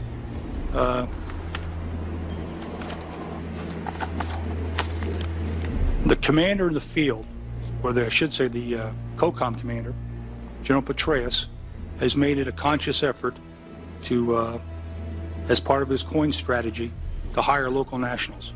I can't talk in this forum, nor am I the qualified guy to talk about it, but there is no doubt in my mind, one day you're on one side of the ledger, the other day you may be on the other side of the ledger. Biometrics have been instituted in both Afghanistan and Iraq, where individuals are subject to fingerprint devices, iris scanners, and electronic databases to screen local residents as well as DNA tests. This includes anyone within the populace of a combat zone. Someone has to go out there with the biometric registration equipment, take your iris scans, take your scans and get you registered in the system like that. As scary and tyrannical as these systems seem to be, none may be as dangerous as the implantable RFID microchip. Through various pretenses, including terror, security, and entertainment, the chip has been promoted and integrated into society. In 2001, following the 9/11 terrorist attacks, the Jacobs family became the first family to be injected with microchips in front of a live television audience.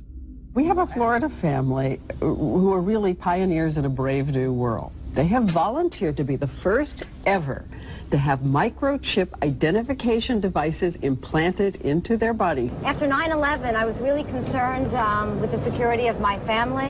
In 2004, the FDA approved the use of RFID technology to be implanted into human beings. However, studies dating back to the 1990s show the implantable microchip has been linked to cancer in animals. But this has not slowed the agenda of control. In Barcelona, trendies get chips in order to receive VIP status at the exclusive Baja nightclub. A simple swipe of the arm gets them in without a line, and it pays for their drinks too. The Mexican government also chipped employees for security measures in 2004. We were interested today to hear that more than 100 law enforcement officials in Mexico are having microchips implanted in their arms. The chips allow a person to be scanned, sort of like a cereal box at the supermarket checkout. Mexico's Attorney General and 160 of his deputies have had microchips implanted in their arms. It is to provide access, said the Attorney General, to the right people in exclusive areas. Today, aside from being promoted as a device that can save your life by storing all of your medical information in it, it is being promoted as the next generation tool for video gaming. Sega developer Yu Suzuki plans on developing gaming technology using implantable RFIDs. He states, people that have some sort of chips in their bodies, to be able to keep track of vital signs. So it doesn't have to be a scary thing, but you could put a sensor here, you know, a bit like the Matrix, as he points to his arm. It's not really something only in the future. Some people already have them, chips in their bodies. Suzuki is correct. It has never been easier to order a microchip online and implant it under your skin. Microchips implanted in your hand, arm, or shoulder is just the beginning. Some have already taken implantable brain chips that may enable the blind to see again, the deaf to hear, and much, much more, including the ability to download information directly into the brain and instantly communicate with anyone in the world, creating a worldwide mind. It's very interesting that the way that the New World Order is going is moving towards a system that is identical to that, whether it's going to be an implantable microchip, an RFID, a thumb scan, whether it's going to be in some sort of a tattoo. Imagine a planet where every human being is required to be chipped at birth. This would be the final tool implemented in a command and control world government system in which the elite rule the masses with total control of their lives. This is, of course, a terrible predicament for those of us who are convinced that this system is slowly but surely destroying this country and has to be changed. But we can't count on the elected presidents to do it, and we can't count on the elected Congress to do it. We somehow have to mobilize the technological resources of the internet to create some kind of new political force in this country. So is there anything else about the ruling class we should know? Politicians, business leaders, and media figures are often portrayed as pillars of morality while they describe themselves as Christian conservatives. Nothing could be further from the truth. In reality, many of the elite are groomed at a young age to take part in occult rituals. Those who attend Yale are indoctrinated into the Order of Skull and Bones, an elite secret society cloaked as a fraternal order. Yale University is 300 years old this year, and were you to visit its campus, you would see that it still has exotic clubhouses, which look like tombs where Yale's legendary secret societies meet. Their prestige and importance have largely evaporated, but the rituals are still a secret. And so when we heard that some enterprising characters had managed to spy on the famous Skull and Bones Society, we couldn't resist. Skull and Bones, people say it's a fraternity at Yale University, but it's really a postgraduate organization. So it was founded in 1832, and it's not like a normal fraternity. People don't pledge. These people choose who they want to come. So they do the recruiting. They recruit 15 people every year, people who they see are going to be powerful people in the future. So they're recruited when they're a junior in college. A lot of these people come from really wealthy and influential families because they know that this person has the resources to then elevate them to a position of power that can benefit the club. The video shows the neophytes, or initiates, kissing a skull, then performing a mock human sacrifice. Horrific screams caught on tape include chants of, "The devil equals death, death equals the devil." True. Famous alums include Senators John Kerry and John Chafee, to name two, cabinet secretaries such as Averell Harriman, and 3 presidents, William Taft, George Bush, and George W. Bush, who's been reluctant to talk about Skull and Bones. Does it still exist? The thing is so secret, I'm not even sure it still exists.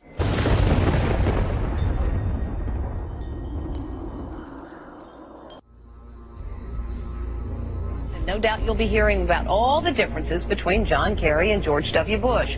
But we've discovered they do have something in common. During their respective college days at Yale, they both belonged to a group called Skull and Bones.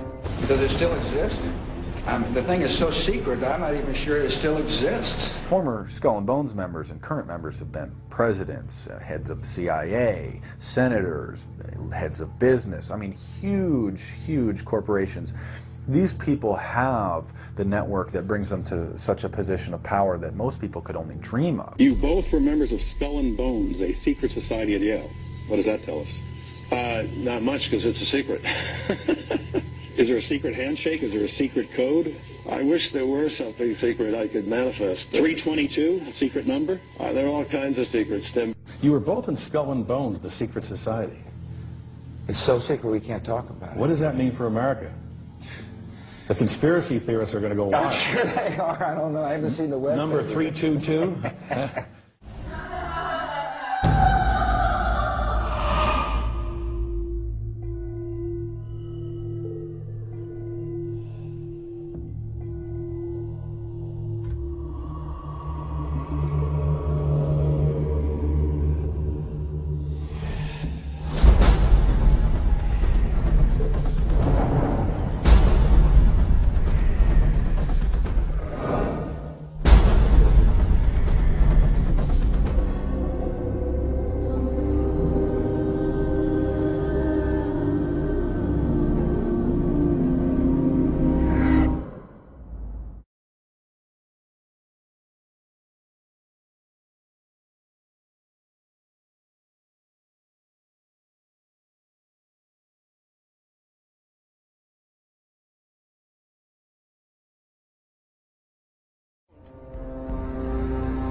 He's come pretty close.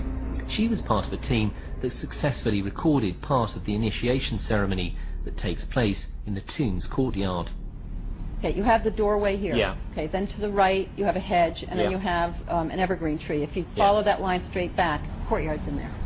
Ah, okay. So that's where they have the ceremonies in the outdoor part of it. Part of it was indoors. So we only got to see the outdoor part.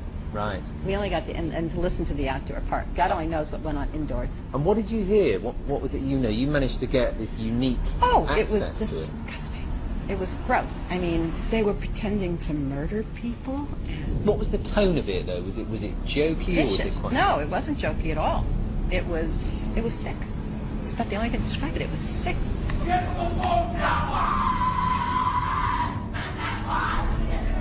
What you're hearing is the first recording ever made of the Skull and Bones initiation ceremony. It has never been broadcast before.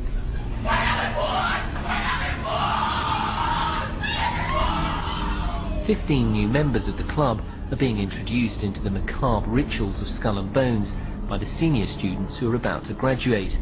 The club has what some might see as a strange fascination with death, skulls and bones. There's the chants too, difficult to hear first of all, but including the devil equals death and death equals death.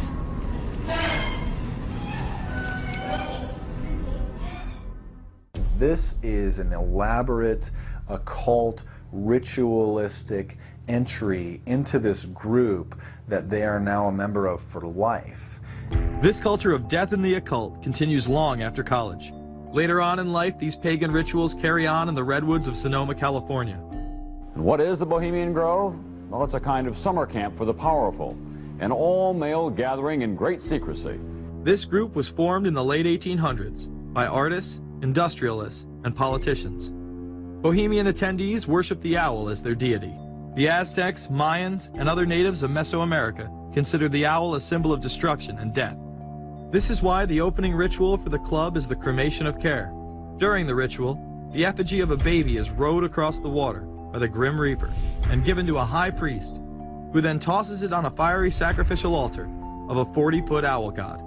It is an earth-based ritual in which care is burned away. The conscience is symbolically cast aside so that they may ignore the pain they have inflicted on others for the advancement of their own agendas. With this ceremony called the cremation of care, that begins the two-week encampment where the body of dull care, symbolizing woes and concerns, is burned on an altar in front of a big owl statue. When that ceremony ends, they all start to cheer and yell. Now a question. What have Herbert Hoover, Art Linkletter, Jack London, and Richard Nixon all had in common? Well, they've all been members of the exclusive all-male Bohemian Club in California, where every year at this time the elite from around the country get together for 2.5 weeks of fun and games. Among its members are businessmen like Leonard Firestone and Edgar Kaiser, and political figures like Gerald Ford, Henry Kissinger, William French Smith, and George Shultz. President Reagan, Vice President Bush, and Defense Secretary Weinberger are members of other camps. Richard Nixon is a Bohemian, and so are high-ranking executives of such companies as Eastern Airlines, Standard Oil of Indiana, and Bank of America. For the most part, the men of Bohemian Grove are over 50, highly successful, and, according to many employees, politically conservative. Membership in the Grove is by invitation only, and is determined by such factors as social standing, occupation, and personal connections. Privacy is one of the Grove's most cherished virtues. Members may not photograph, record, speak, or write about activities at the retreat. While many public officials are Grove members, the press is a distinctly unwelcome guest. We're from ABC News. Well, get back there. Get back there. Can we talk to somebody in the... Get back there. And what you're looking at here, staggeringly, is a group of people, some of the most famous people in America, in long gowns. Behind them there, you see a 40-foot stone owl. And there's the fire between them, next to the lake at Bohemian Grove. Now, one might wonder, understandably, why the people that run the banking, political, economic system and the media in America should be dressed in long robes doing a ceremony to a 40-foot stone owl. I think we should be told.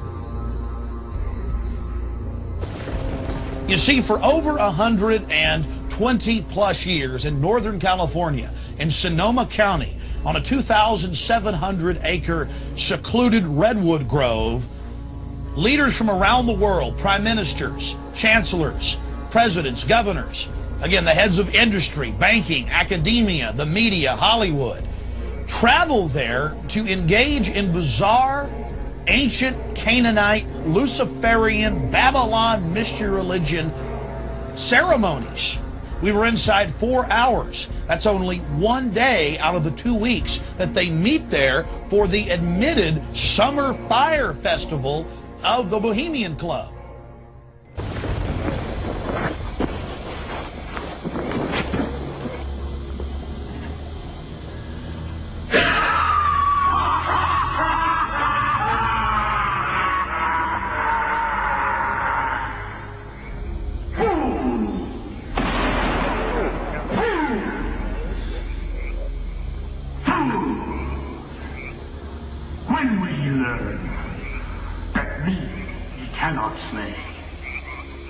Year after year, he burned me in this room, lifting your puny shouts of triumph to the stars. But when again, he turned your faces to the marketplace, do ye not find me waiting at the home?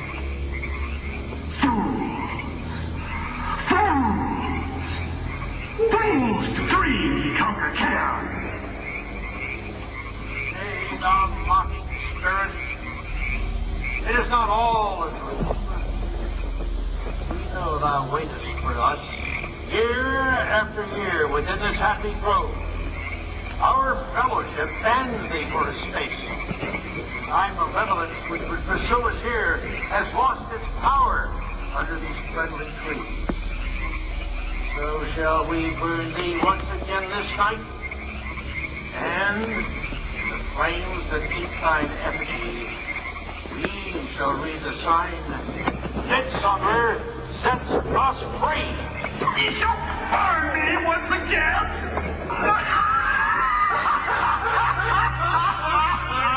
Now but these flames, which hither ye have brought from regions where I reign, ye fools and priests, I spit upon your fire. Hail, fellowship's eternal flame. Once again, Midsummer sets us free.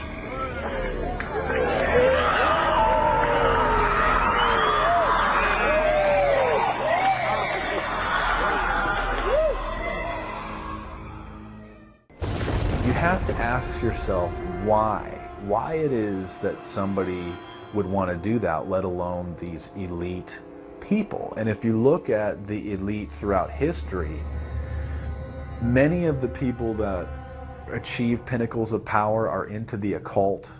They seek a supernatural way to gain power. Why are Christian conservatives such as the Bushes and Newt Gingrich attending the Grove? And I recognize I'm not going to be invited to Renaissance Weekend or that Bohemian deal where Newt, Rush, and Dick all sit in a teepee naked beating on tom-toms. Why does the media barely mention the Grove? Because many of them are in attendance. Late political cartoonist Phil Frank of the San Francisco Chronicle draws a reporter thinking about his loyalties to Bohemian Grove as he takes notes for a story. Stories about what happens in these redwoods are hard to come by. A campground statue reminds Bohemians to keep their mouths shut about the Grove. Many world events have been shaped at the Grove, including the creation of the atomic bomb. Discussions at the Grove in the 1930s helped lead to the development of nuclear power and the atomic bomb. Every Republican president since Calvin Coolidge has been a member, as well as many Democrats, including Jimmy Carter. If you look at the membership lists of the Bohemian Grove and the Council on Foreign Relations, the Bilderberg Group, a lot of the key level people are overlapping and are involved in numerous groups. In addition to pagan rituals that take place there, this all-male club also deals with darker themes through the plays Montezuma, which feature Aztec human sacrifice, and Faust, which feature Mephisto. Bohemian Grove that I attend from time to time. It is the most pagan goddamn thing you could ever imagine. Again, we see people of the highest levels of power involved in the most repulsive and decadent of crimes. They couldn't care less about the code of conduct that's taught in all major religions about treating others the way that you want to be treated. And then they masquerade, they put this false front on that they're like everybody else, because your average person wants to do right, believes in some sort of a karma, believes in some sort of a divine justice in the universe. And so these people need to put on this front that they're like the average Joe in middle America, that they go to church every once in a while, and that they believe in an afterlife and a divine justice. And so they have to put on this front that they're like everybody else in order to get elected and to be accepted and to not have people look at them suspiciously, because if somebody goes around and openly admits that they were an atheist or that they were some obscure religion, people aren't going to throw their support behind them as much, and they're not going to trust them as easily. The reality of this behavior is never revealed to the public, as the media keeps any revelations quiet. Unfortunately, these type of activities continue to this day. The insanity is that we have allowed an interwoven elite criminal class to rule over us while posing as the saviors of the planet. We have learned they will stop at nothing to achieve their goals and are not held accountable for their crimes. They prey on the system rather than protect it. This is not a new world order of peace and prosperity. It is not a world government to save the earth.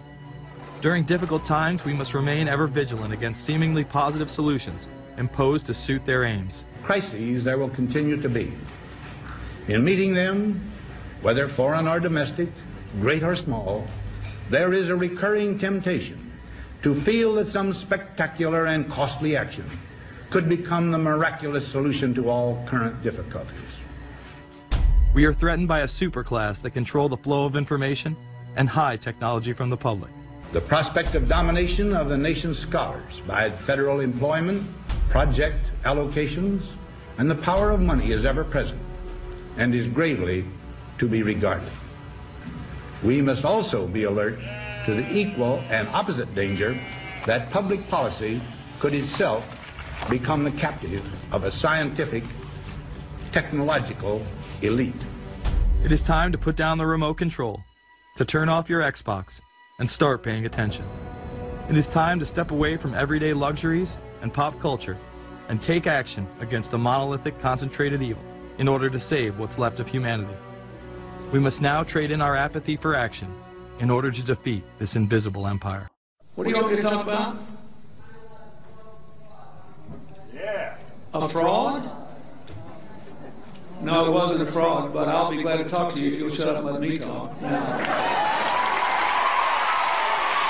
And a fraud, let me tell you something. I'll tell you a couple of stories about fraud. The Bohemian Club,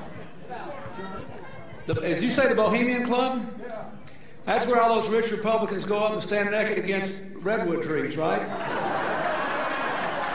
I've never been to the Bohemian Club, but you ought to go. It'd be good for you. Get some fresh air.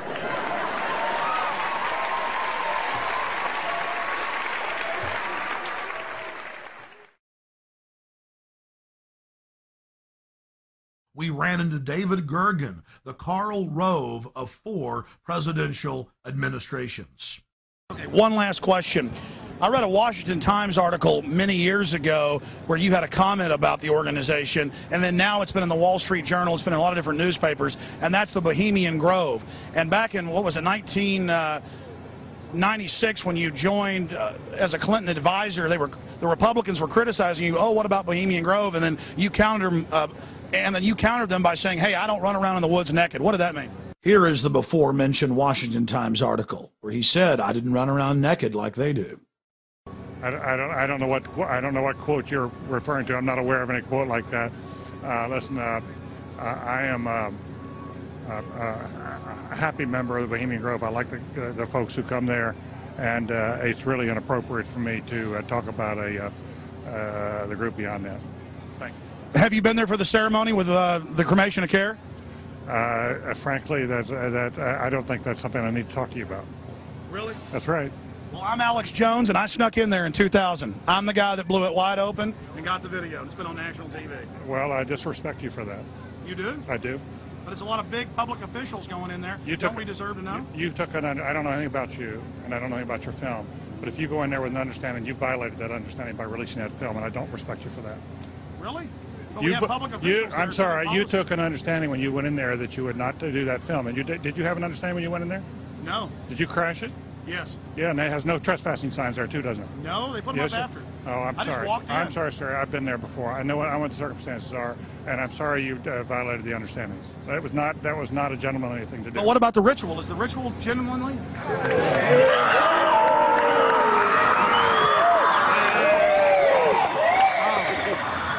Sir, everything I don't owe you this comment. I know, I appreciate it. This is what's called ambush journalism, and I disrespect you for that as well. So thank you and Been goodbye. in the ritual?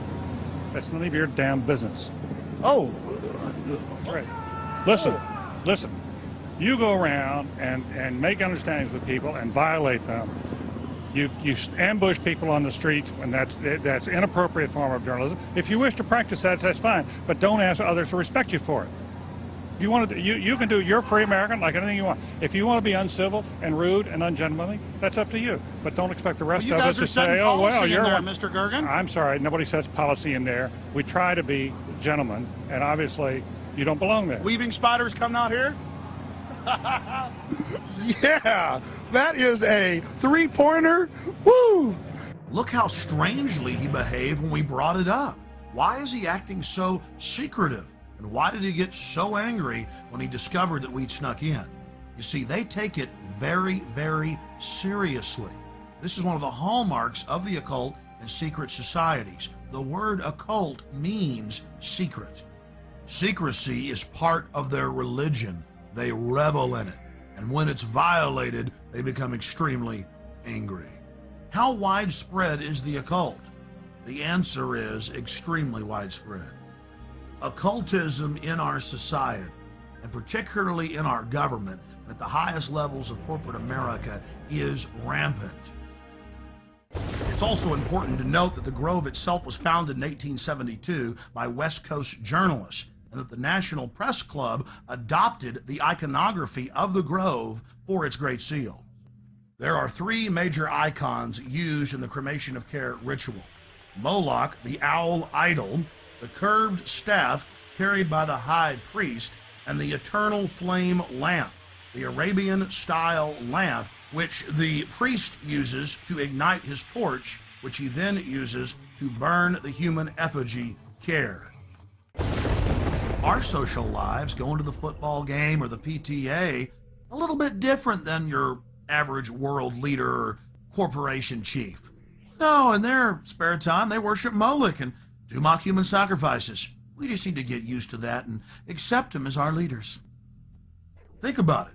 If your neighbor was engaging in mock human sacrifices to Moloch, the demon idol that was worshipped all over the Mediterranean and the Middle East, would you let that neighbor walk your dog or house sit, or how about babysit your children, or be in control of the nuclear launch codes? Well, let me give you a revelation. They are in control of the national deficit, of Congress, of your bank account, of your local police department, and they see you as cattle, as their slaves.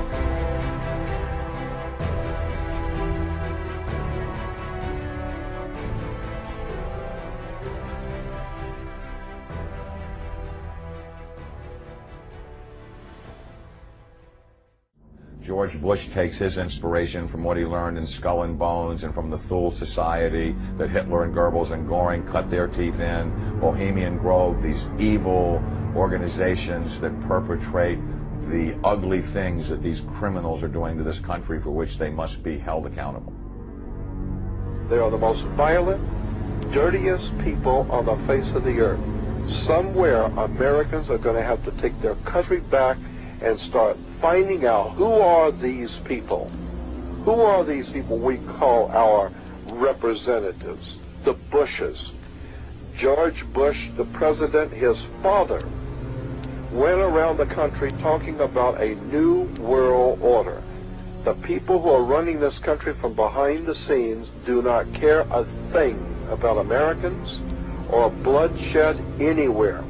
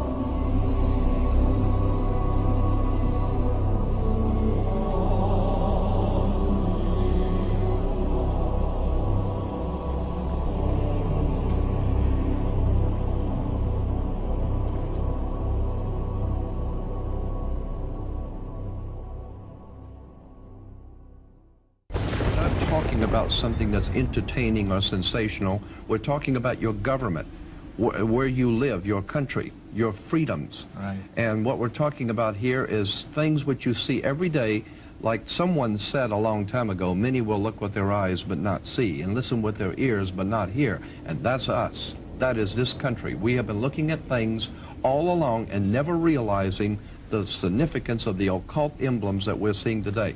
Okay. We're talking about a global government that's in existence right now. We're not talking about a nation that is going, we're talking about a nation that is gone. We do not control the government of the United States of America. The United States of America is controlled by this evilarchy. They control the money system, they control the State Department, they control the presidency. The seal that we have on an American dollar bill is an occult seal of an occult society pursuing an occult agenda.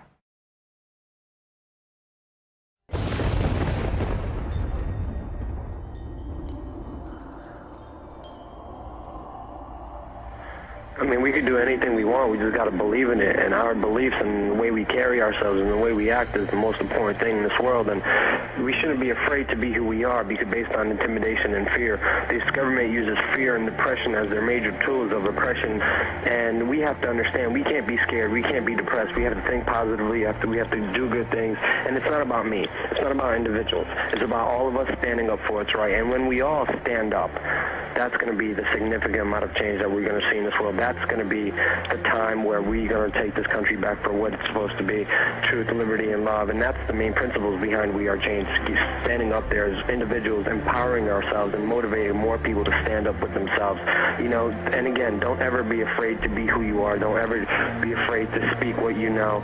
Just get out there, believe in yourself, and you have a short life to live. Make sure you live a good one.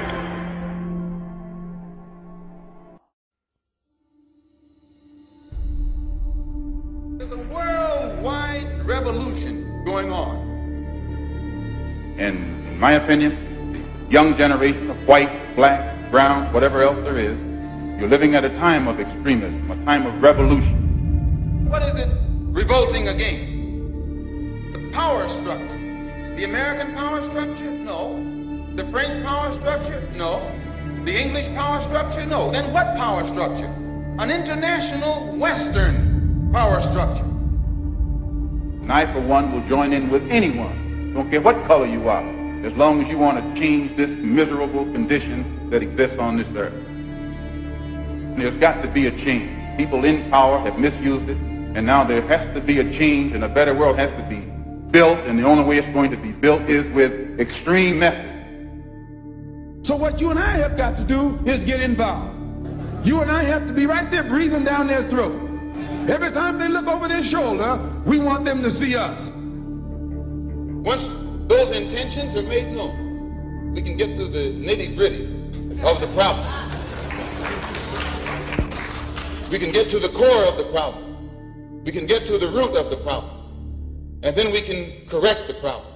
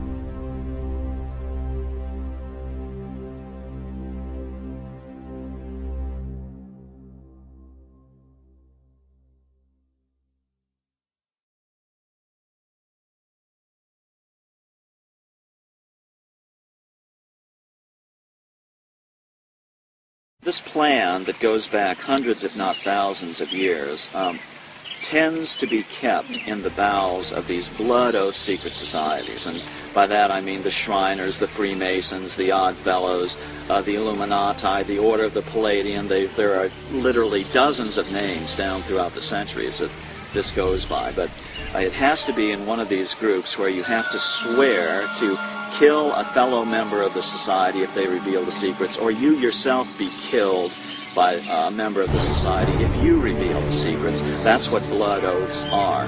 And they start out bad, but they get worse as you go up in the organization. Their whole purpose throughout history has been to teach a small number of people how to become adept at controlling everyone else and presenting their societies as desirable to the profane, so that you'll go knock on the door and say, hey, can I be a member, and be initiated, with the promise of learning some great secret. What is that secret? The secret is what I have just told you this morning. The secret is how to control everybody else. And you never understand how to control everybody else until you get to the top of this pyramid of initiation. Most people never make it past the third step. All above that are carefully chosen and nurtured and taught.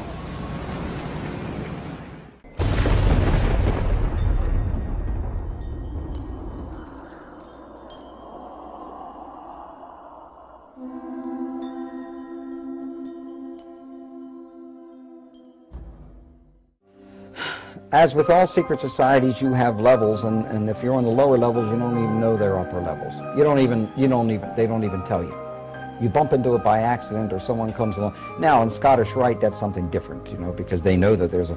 But before then, and basically secret societies, let's go to ancient Egypt.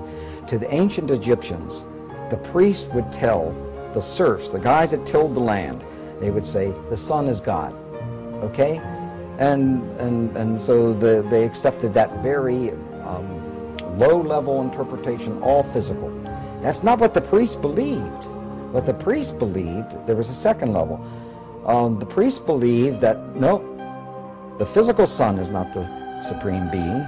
It's the spirit which flows through the physical sun that is the supreme deity. However, there was another level. And the priests didn't even know it. It was those that were involved and elevated to if I would have told you this 15 years ago, I might have gotten shot. Weishaupt saw in the ancient orders of Freemasonry an opportunity to commission foot soldiers for his cause of world domination. He wrote that none is fitter than the 3 lower degrees of Freemasonry. The public is accustomed to it, expects little from it, and therefore takes little notice of it.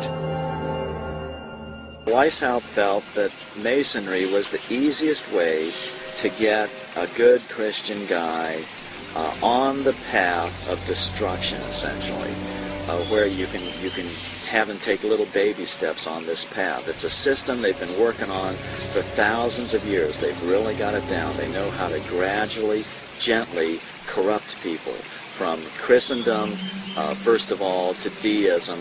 Of course, deism is where, yes, God started the world, but then he took off, and he has no place in the affairs of men now. And so you don't have to worry about God, you don't have to worry about heaven and hell. You just kind of do your thing, and everything will be okay.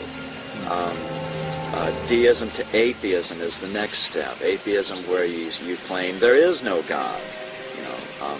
And then, of course, the next step is out-and-out Satanism. And interestingly enough, Satanists know there's God, know there's a heaven and hell, and they just choose hell, and they choose to drag as many people into hell as they can.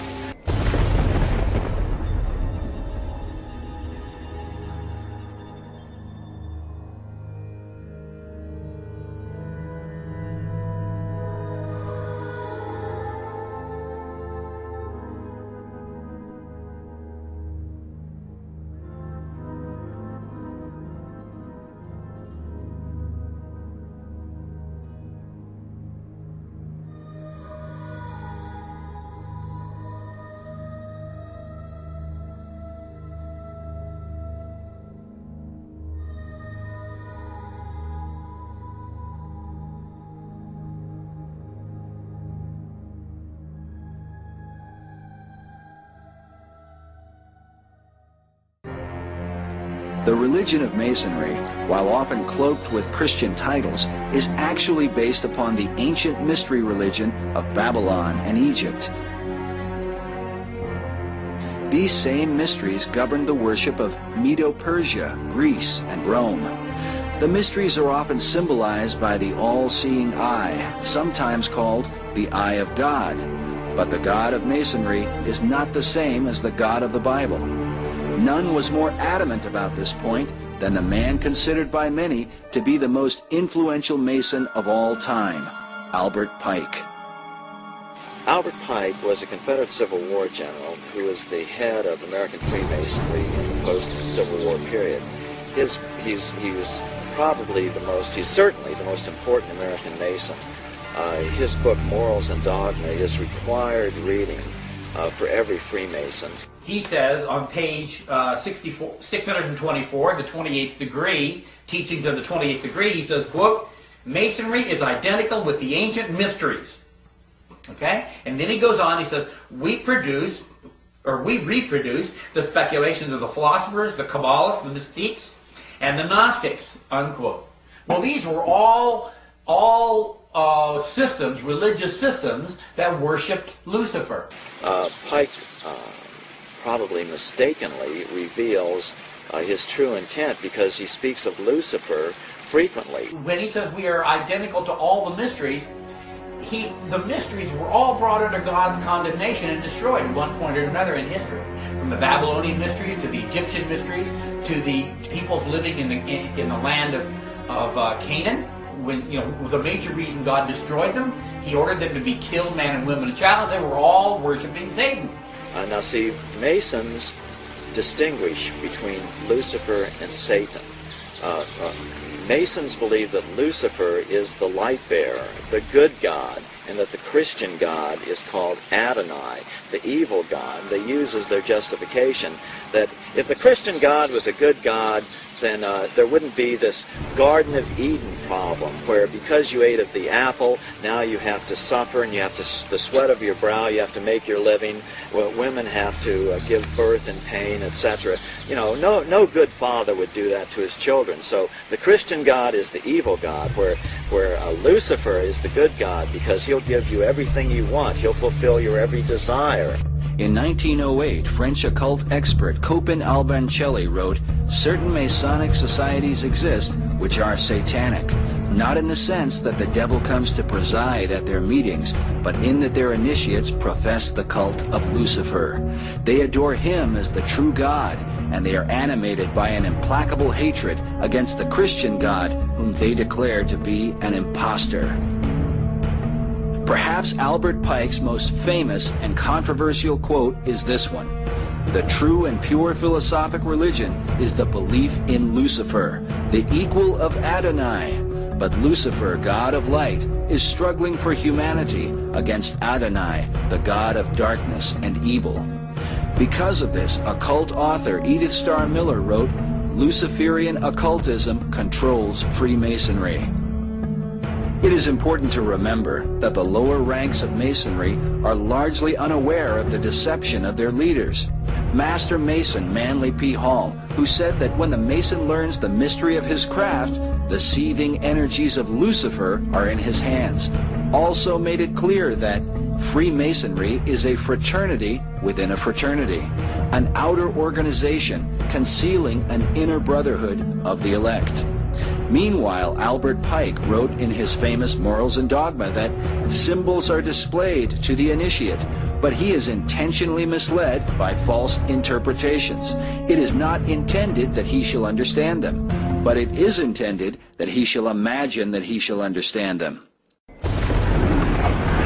Their whole goal with this philosophy is to teach all men and women that the only end of life is to seek the utmost pleasure and happiness that you can get out of it, because when you die there's nothing else.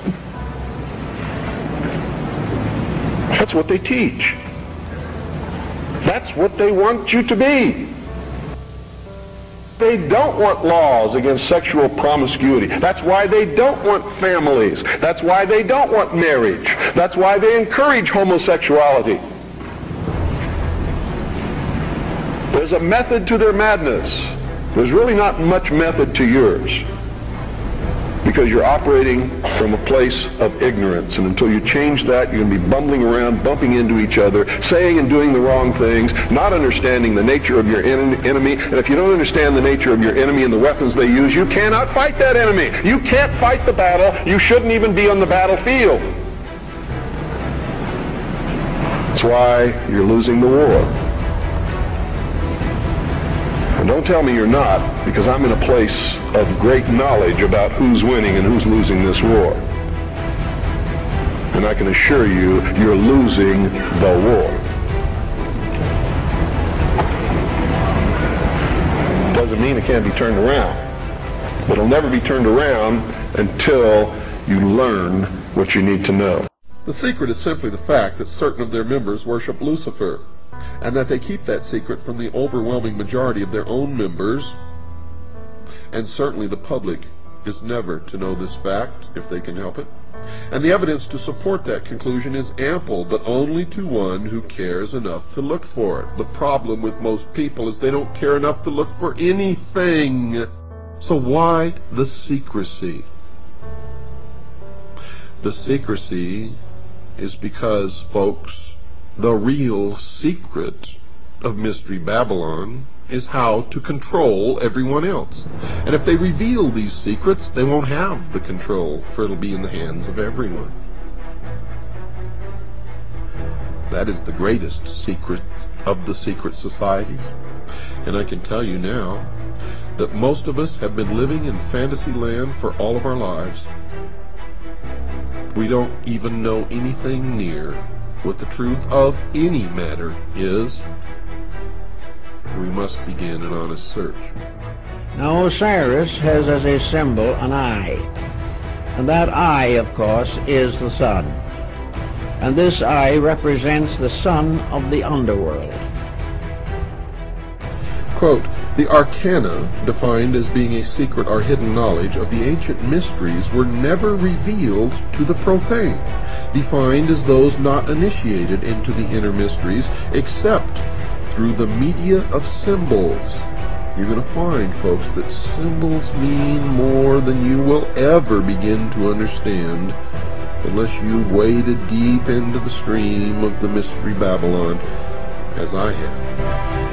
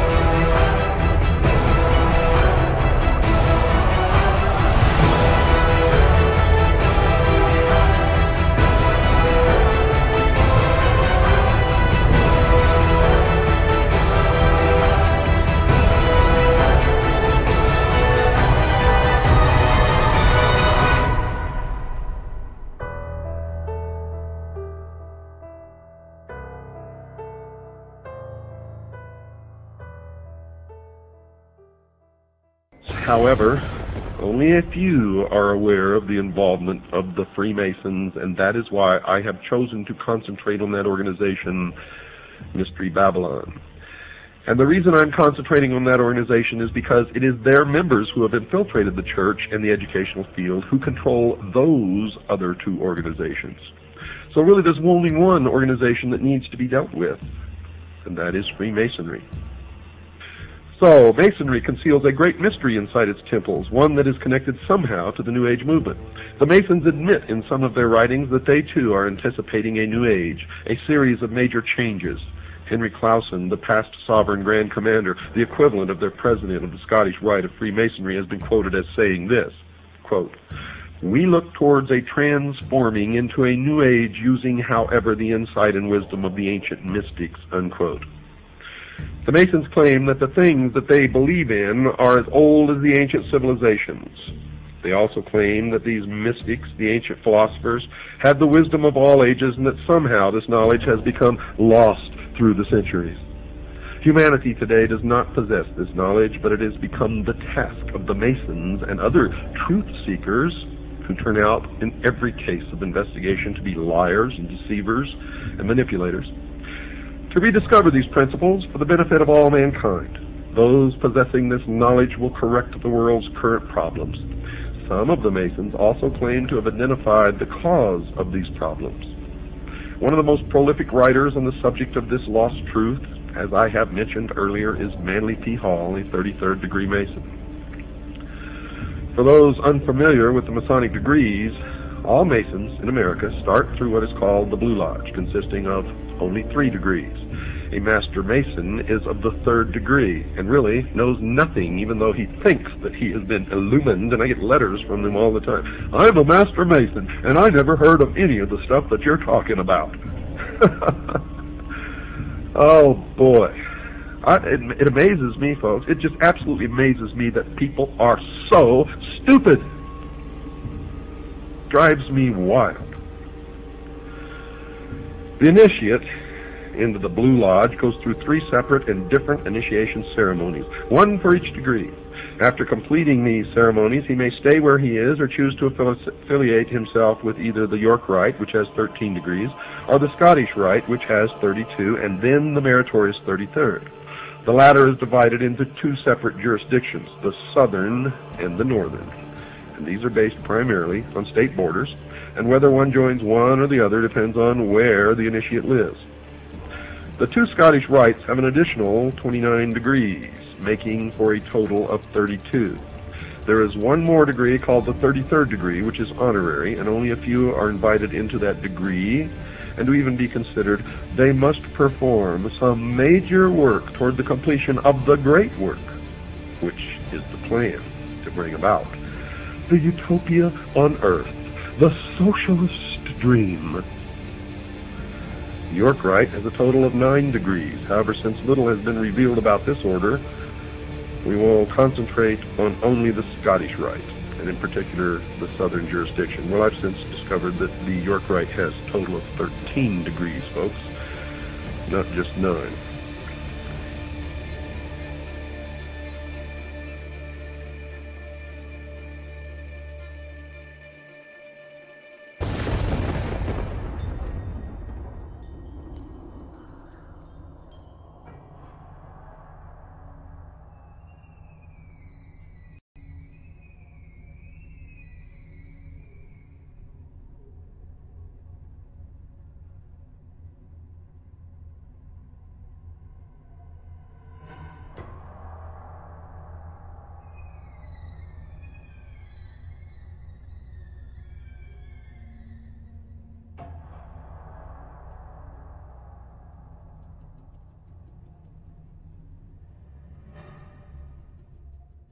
The Illuminati was an organization created in Bavaria. A Freemason named Adam Weishaupt created the Illuminati as an inner circle of Freemasons.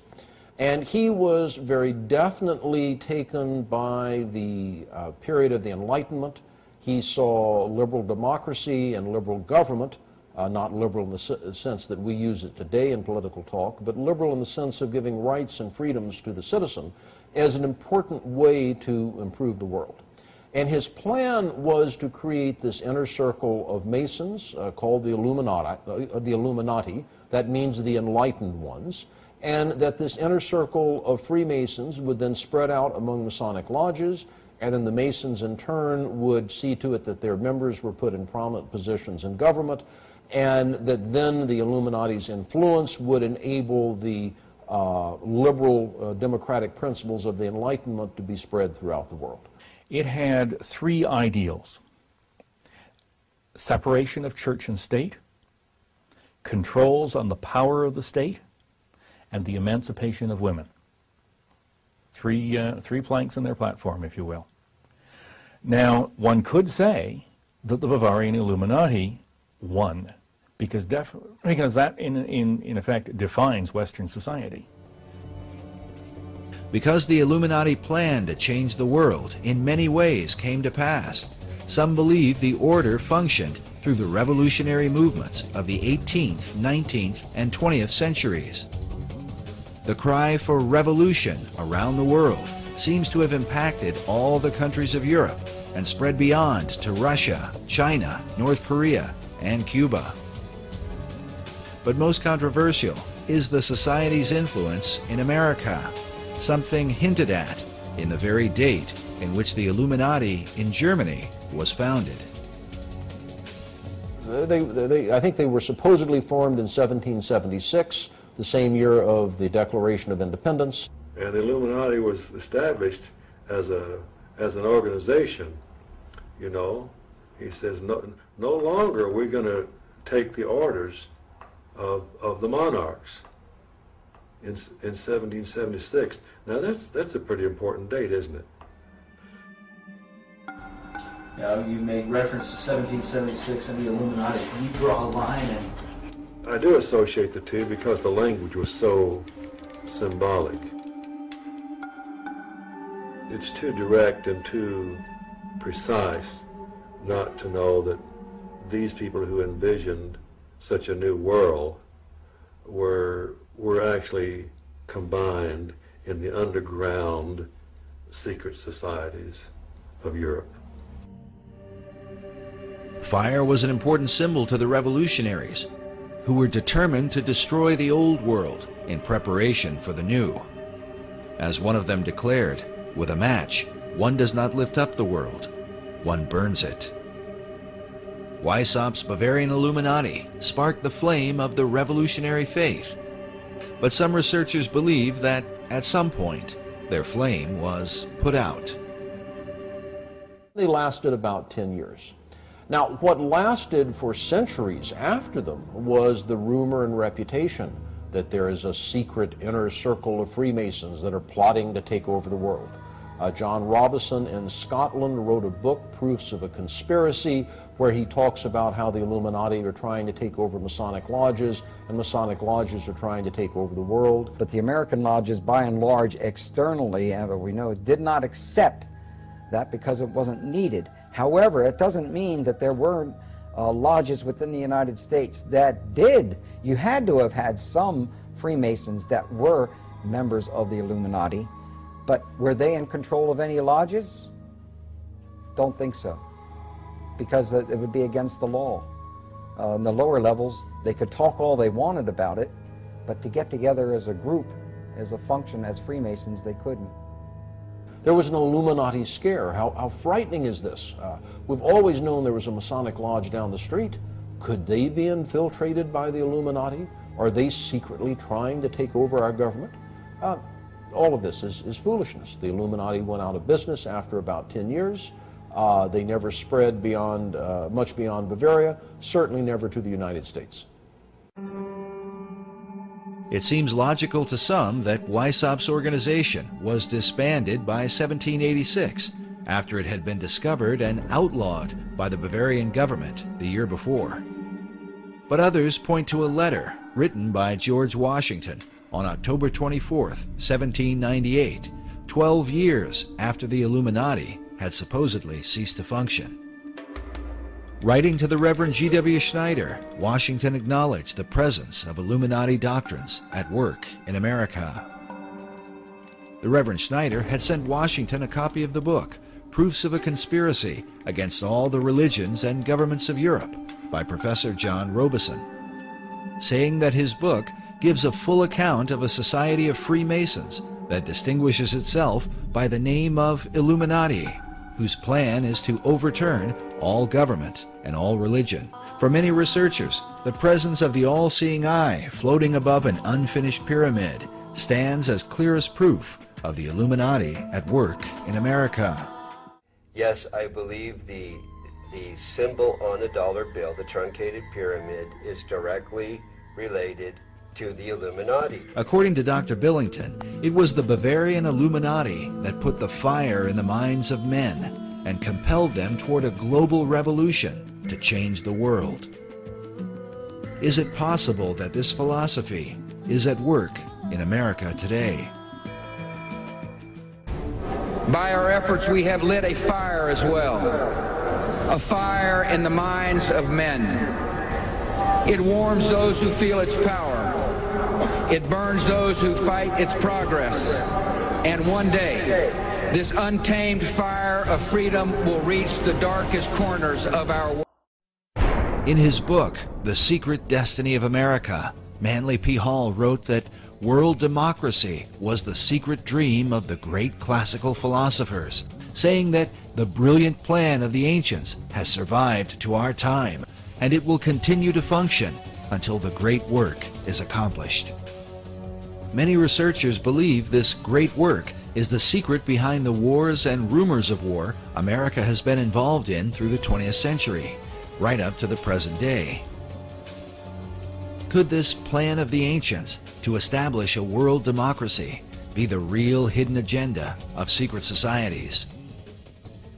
And was this ancient plan echoed in the 2005 inaugural address given by President Bush? When our founders declared a new order of the ages, they were acting on an ancient hope that is meant to be fulfilled. The occult is working at the highest levels of our society, using the military and financial power of the United States to bring about this one world state. And the president has spoken openly about it, how the purpose of the United States is to bring democracy to the nations of the world.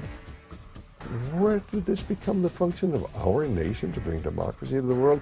You only need to read the writings of Manly P. Hall, where he tells you that for 3,000 years, secret societies have been working to bring democracy to the world. You read President Bush's speech, before the Association on Democracy, the National Association on Democracy. He tells you for 2,500 years, people have been working to bring democracy to the world. Yet the ancient philosophers recognized that a true democracy could only be achieved by a society of perfected men. The perfected men would be comfortable in a true democracy. And probably a true democracy cannot emerge until there is enough of such human beings in the world that can take over the government of man. It will be that kind of leadership. It will be like Plato's vision of the philosopher king, the man who has wisdom and the man who has power. Democracy has the occult promise of a fair world to live in.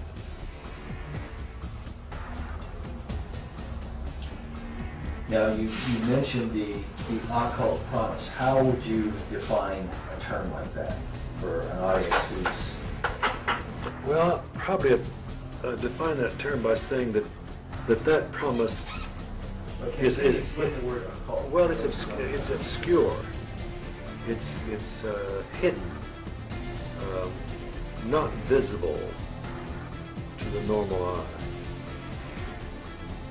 So an occult promise is something that is inherent, but only visible to those who have that inner vision. So a fair world is a kind of occult promise at the heart of democracy. But is this occult promise part of America's Christian heritage?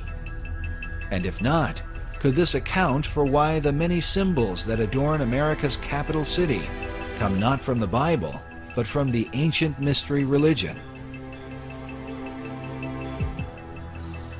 And if America were really, truly a Christian nation, what would all of these mythological characters be in our city? Certainly the Christian influence was very strong. From the Christian point of view, we were formed as a Christian nation.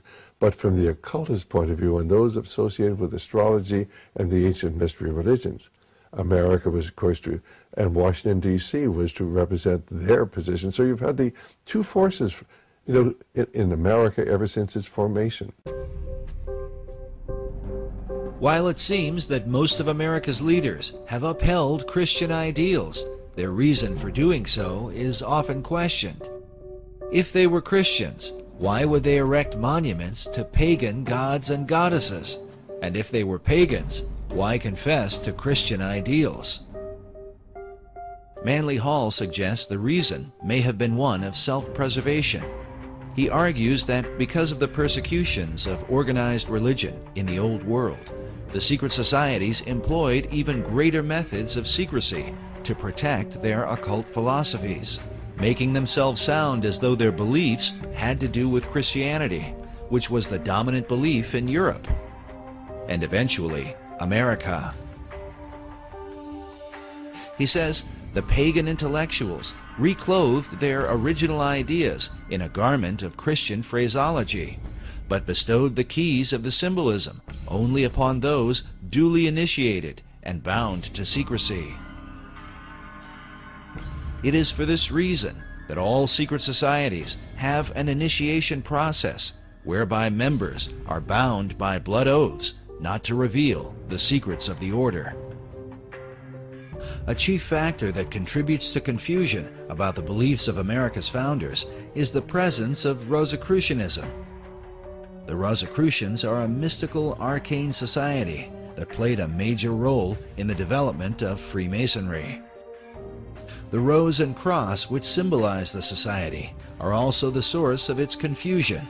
The rose is the symbol of secrecy and represents the pagan mystery religions, while the cross symbolizes Christianity. Rosicrucianism is when the two are combined. Because of this, one can begin to understand how a man like Charles Thompson could be famous for his English translation of the Old and New Testaments, and at the same time approve the design of the Great Seal for the United States with the all-seeing eye of Horus floating over an Egyptian pyramid. A Rosicrucian influence can be clearly seen in some of America's symbols. For example, this image of a pelican feeding her young appears in Manly Hall's Secret Teachings of All Ages and is very common to Rosicrucianism and Freemasonry. Now notice the Great Seal for the state of Louisiana. This particular replica is found inside the inner corridors of the U.S. Capitol. The Temple Church in London is a well-known Knight Templar church. Here we can see that the Golden Rosy Cross can be traced back to the mysterious knights. Now, notice the art surrounding the shrine. How a series of squares are shown with red and golden roses in the midst. The shrine opposite has a variation of the same design. Now consider this same pattern as it appears throughout the interior of the state capitol.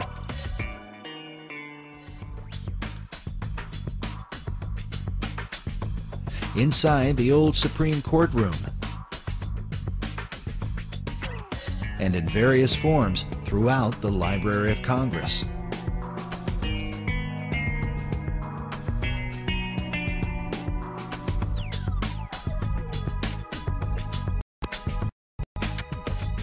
Sir Francis Bacon became the chief of the Rosicrucians in England.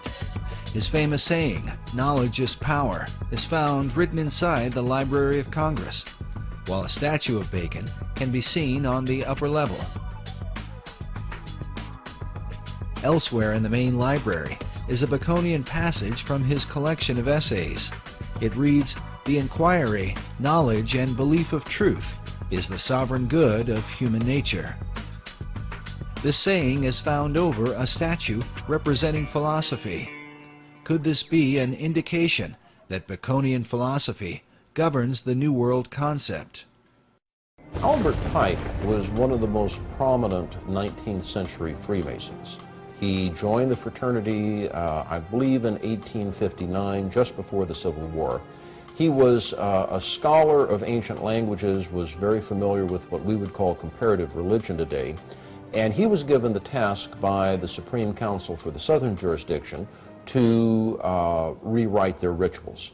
And this he did just before the Civil War, and then after the Civil War, he was elected Grand Commander of the Southern Jurisdiction, and he served in that position until his death in, I think, 1891. Pike held the office of Sovereign Grand Commander for the Southern Jurisdiction, which is based in Washington, D.C. Albert Pike's great contribution to the Scottish Rite is his book, Morals and Dogma of the Ancient and Accepted Scottish Rite of Freemasonry. On the title page it reads, "Esoteric Book for Scottish Rite Use Only, to be returned upon withdrawal or death of recipient." It's given to the new Masons after they've gone through a series of stuff. Then they're given a copy of Albert Pike's book.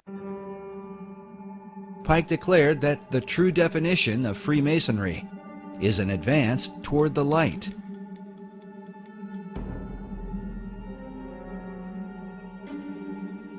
The question then becomes, what is the light of Masonry?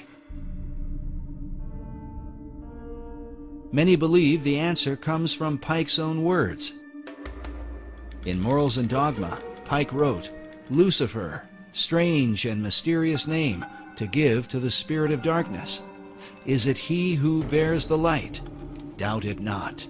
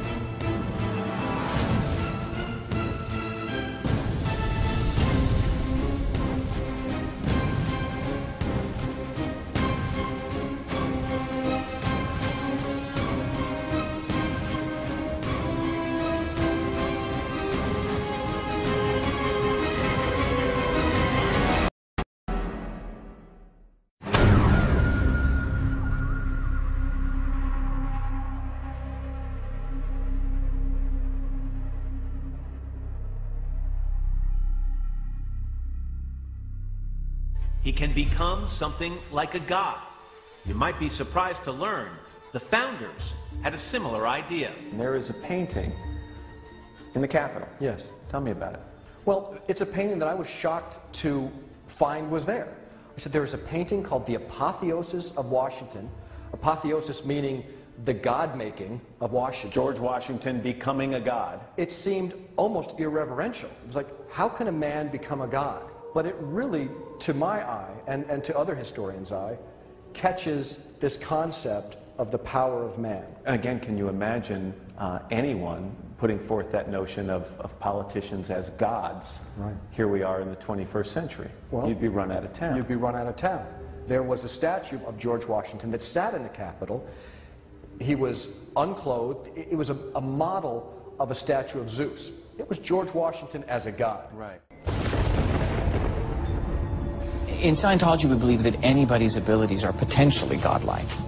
I believe in God. Describe God? Wow. Well, I would say for me, it's a really personal question. Well, it is, and you don't have to answer it. It's we can move on if you don't want to answer it. It's entirely up to you. Yeah. It's certainly not a test. Okay. No, I don't mind answering it. I think God, to me, though, is I believe that there is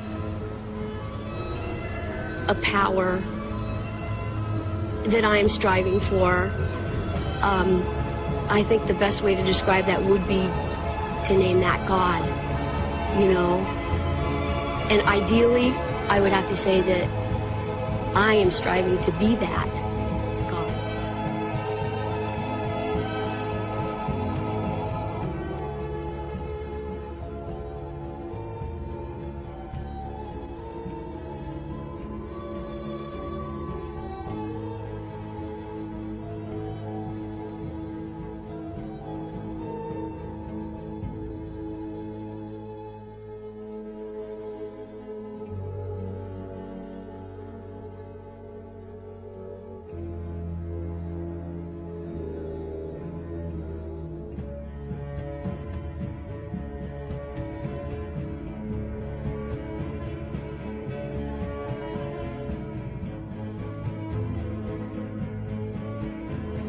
I know for a fact that there's definitely people that believe in Satan and worship Satan, you know what I mean? Yeah, that's real, that exists. Like there's people in power that to control the labels, the owners of the labels. Yeah, that exists. Them motherfuckers is devil worshippers. Like I don't know how many of them, who they are, whatever. But yeah, that exists. That does exist. That's a fact.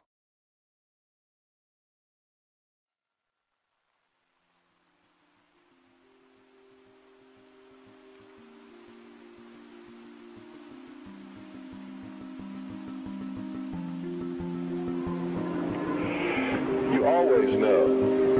We always know which is the right way and which is the bad way.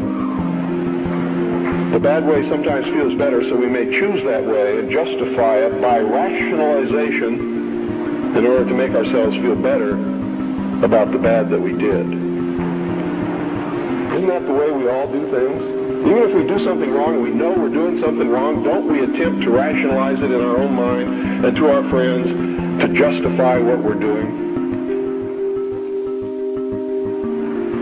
So I believe it's a great fallacy to set out to brand those whom we disagree with as being evil people.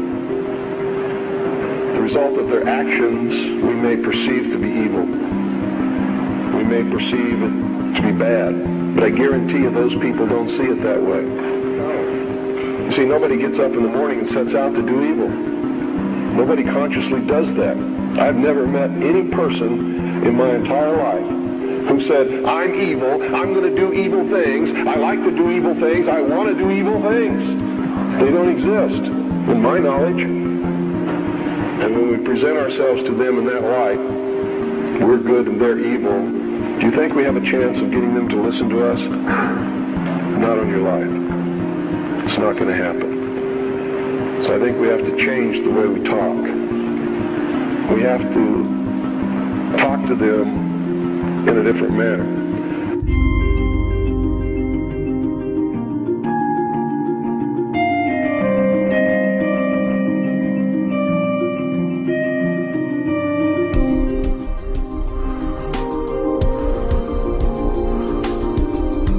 I've learned some things, and I think these things need to be passed on to you. And I think you need to start examining yourself, your agenda, your mission. Who are you? What are you about? What do you believe about America? Is it true? Are you helping to divide us more? Or are you helping to bring us together? Do you really understand what this country is all about?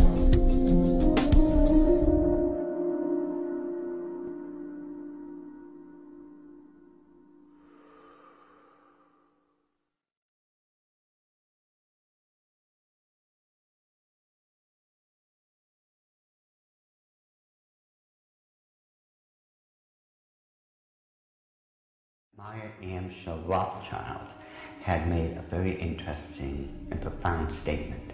He said, "Allow me to control and issue the money of a nation, and I care not who writes its laws." And he was right.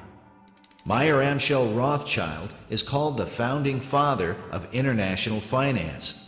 In 2005, Forbes magazine ranked him 7th on their list of the 20 most influential businessmen of all time. All this happened back in 1776, and this was during May 1st and shortly thereafter. The significance behind that is that on May 1st, 1776, Dr. Adam Weishaupt, who was a devout Jesuit priest, who was given the chair of the professorship of religious studies at Ingolstadt University, was approached by Meyer Amschel Bauer, who would later change his last name to Rothschild, along with 12 of his most financially influential friends. They knew Weishaupt at that particular time was not only a genius when it came to the occult world, but Weishaupt also had an axe to grind, because it was the Catholic Church that just recently defrocked him. He was no longer a Jesuit priest, and he was going to send a message to them to the monarchies of Europe, and to all other people who would try to have their will over his. What Rothschild and Weishaupt came up with was a plan to destroy the old world system of government through monarchies and the church, and to set up a new world order in its place. This is said to be the great plan of all the secret societies. So what happened? Maya Angelbauer approached Weishaupt and basically told him, we know you've got the occult knowledge and genius to put it all together. We've got the money. You do it, we'll back it. Just to paraphrase what really happened. So in 1773, Weishaupt started creating what had never been created before. The idea of Illuminism had always been around, ever since the days of Babylon, with the co-founders of being that Nimrod and Semiramis. But no one had ever been able to actualize it.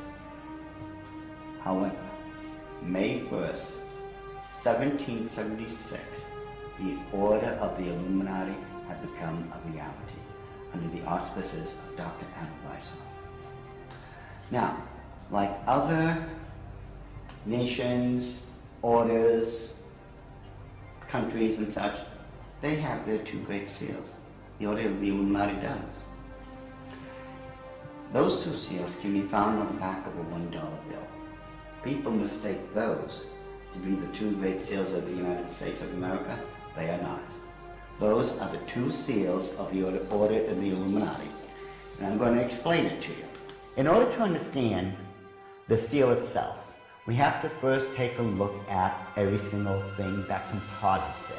We look at the first part of it on our left, which would be the truncated pyramid one. Above it is a 13-letter Latin expression that says Annuit Corruptus. And directly underneath the base of the pyramid is a 3-word Latin expression, which is Novus Ordo Seclorum. If you were to look up the word, let's say, work, in the English dictionary, you're going to find at least 50 different meanings for it. It is the same thing in Latin. Different words have different meanings. They have more than one meaning. The word seclorum, one of the definitive meanings is secular. Something that is secular is of the world. So it is proper, very proper, to translate the bottom as New World Order, the Novus Ordo Seclorum. The whole of it is saying, announcing the birth of a new world order. This would be Dr. Adam Weishaupt himself, the very first head of the order of the Illuminati. It was Weishaupt who had himself come up with a 7-part plan to create what he called the Novus Ordo Seclorum, or the New World Order. This is the person responsible for it. The interesting thing about the front of the dollar bill is that there are 4 huge ones. There is one in every single corner. Now if we look at every single one of them, they each have an oval around it, except for the top right-hand one. Now if we look at this blow-up version of it, you will find there is no oval. This is a shield that is surrounding the one. Now, the reason there was a shield here is because this is very similar to the original shield that was given to the Rothschild family when Baron Maya Amschel Rothschild had become knighted in England and received the lordship. If we look across the top of this shield, all the way to the left-hand side, it drops down and forms a crescent moon. It's a crescent moon because it represents the female goddess in the occult world. At the bottom of that shield, of that lunar moon, you will see the owl.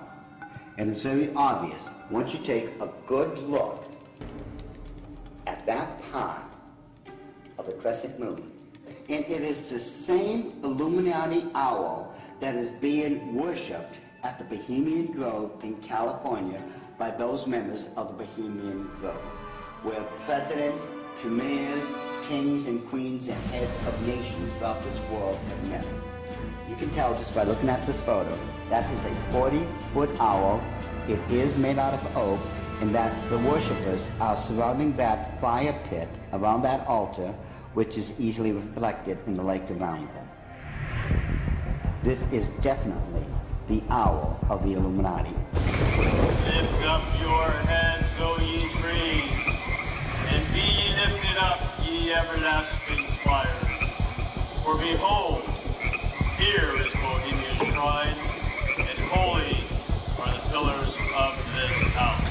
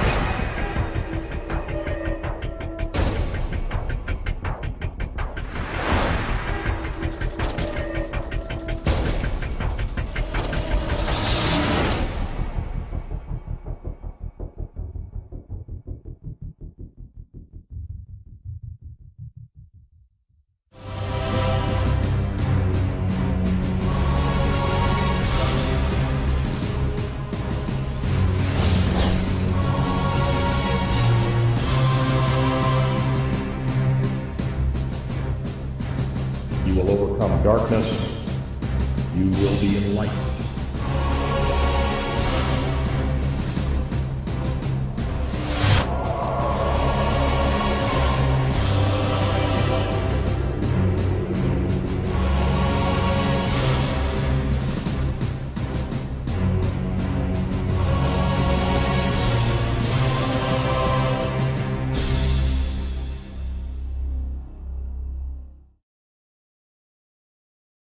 How do we penetrate years, centuries of historical distortion to find original truth? Tonight, this will be our quest.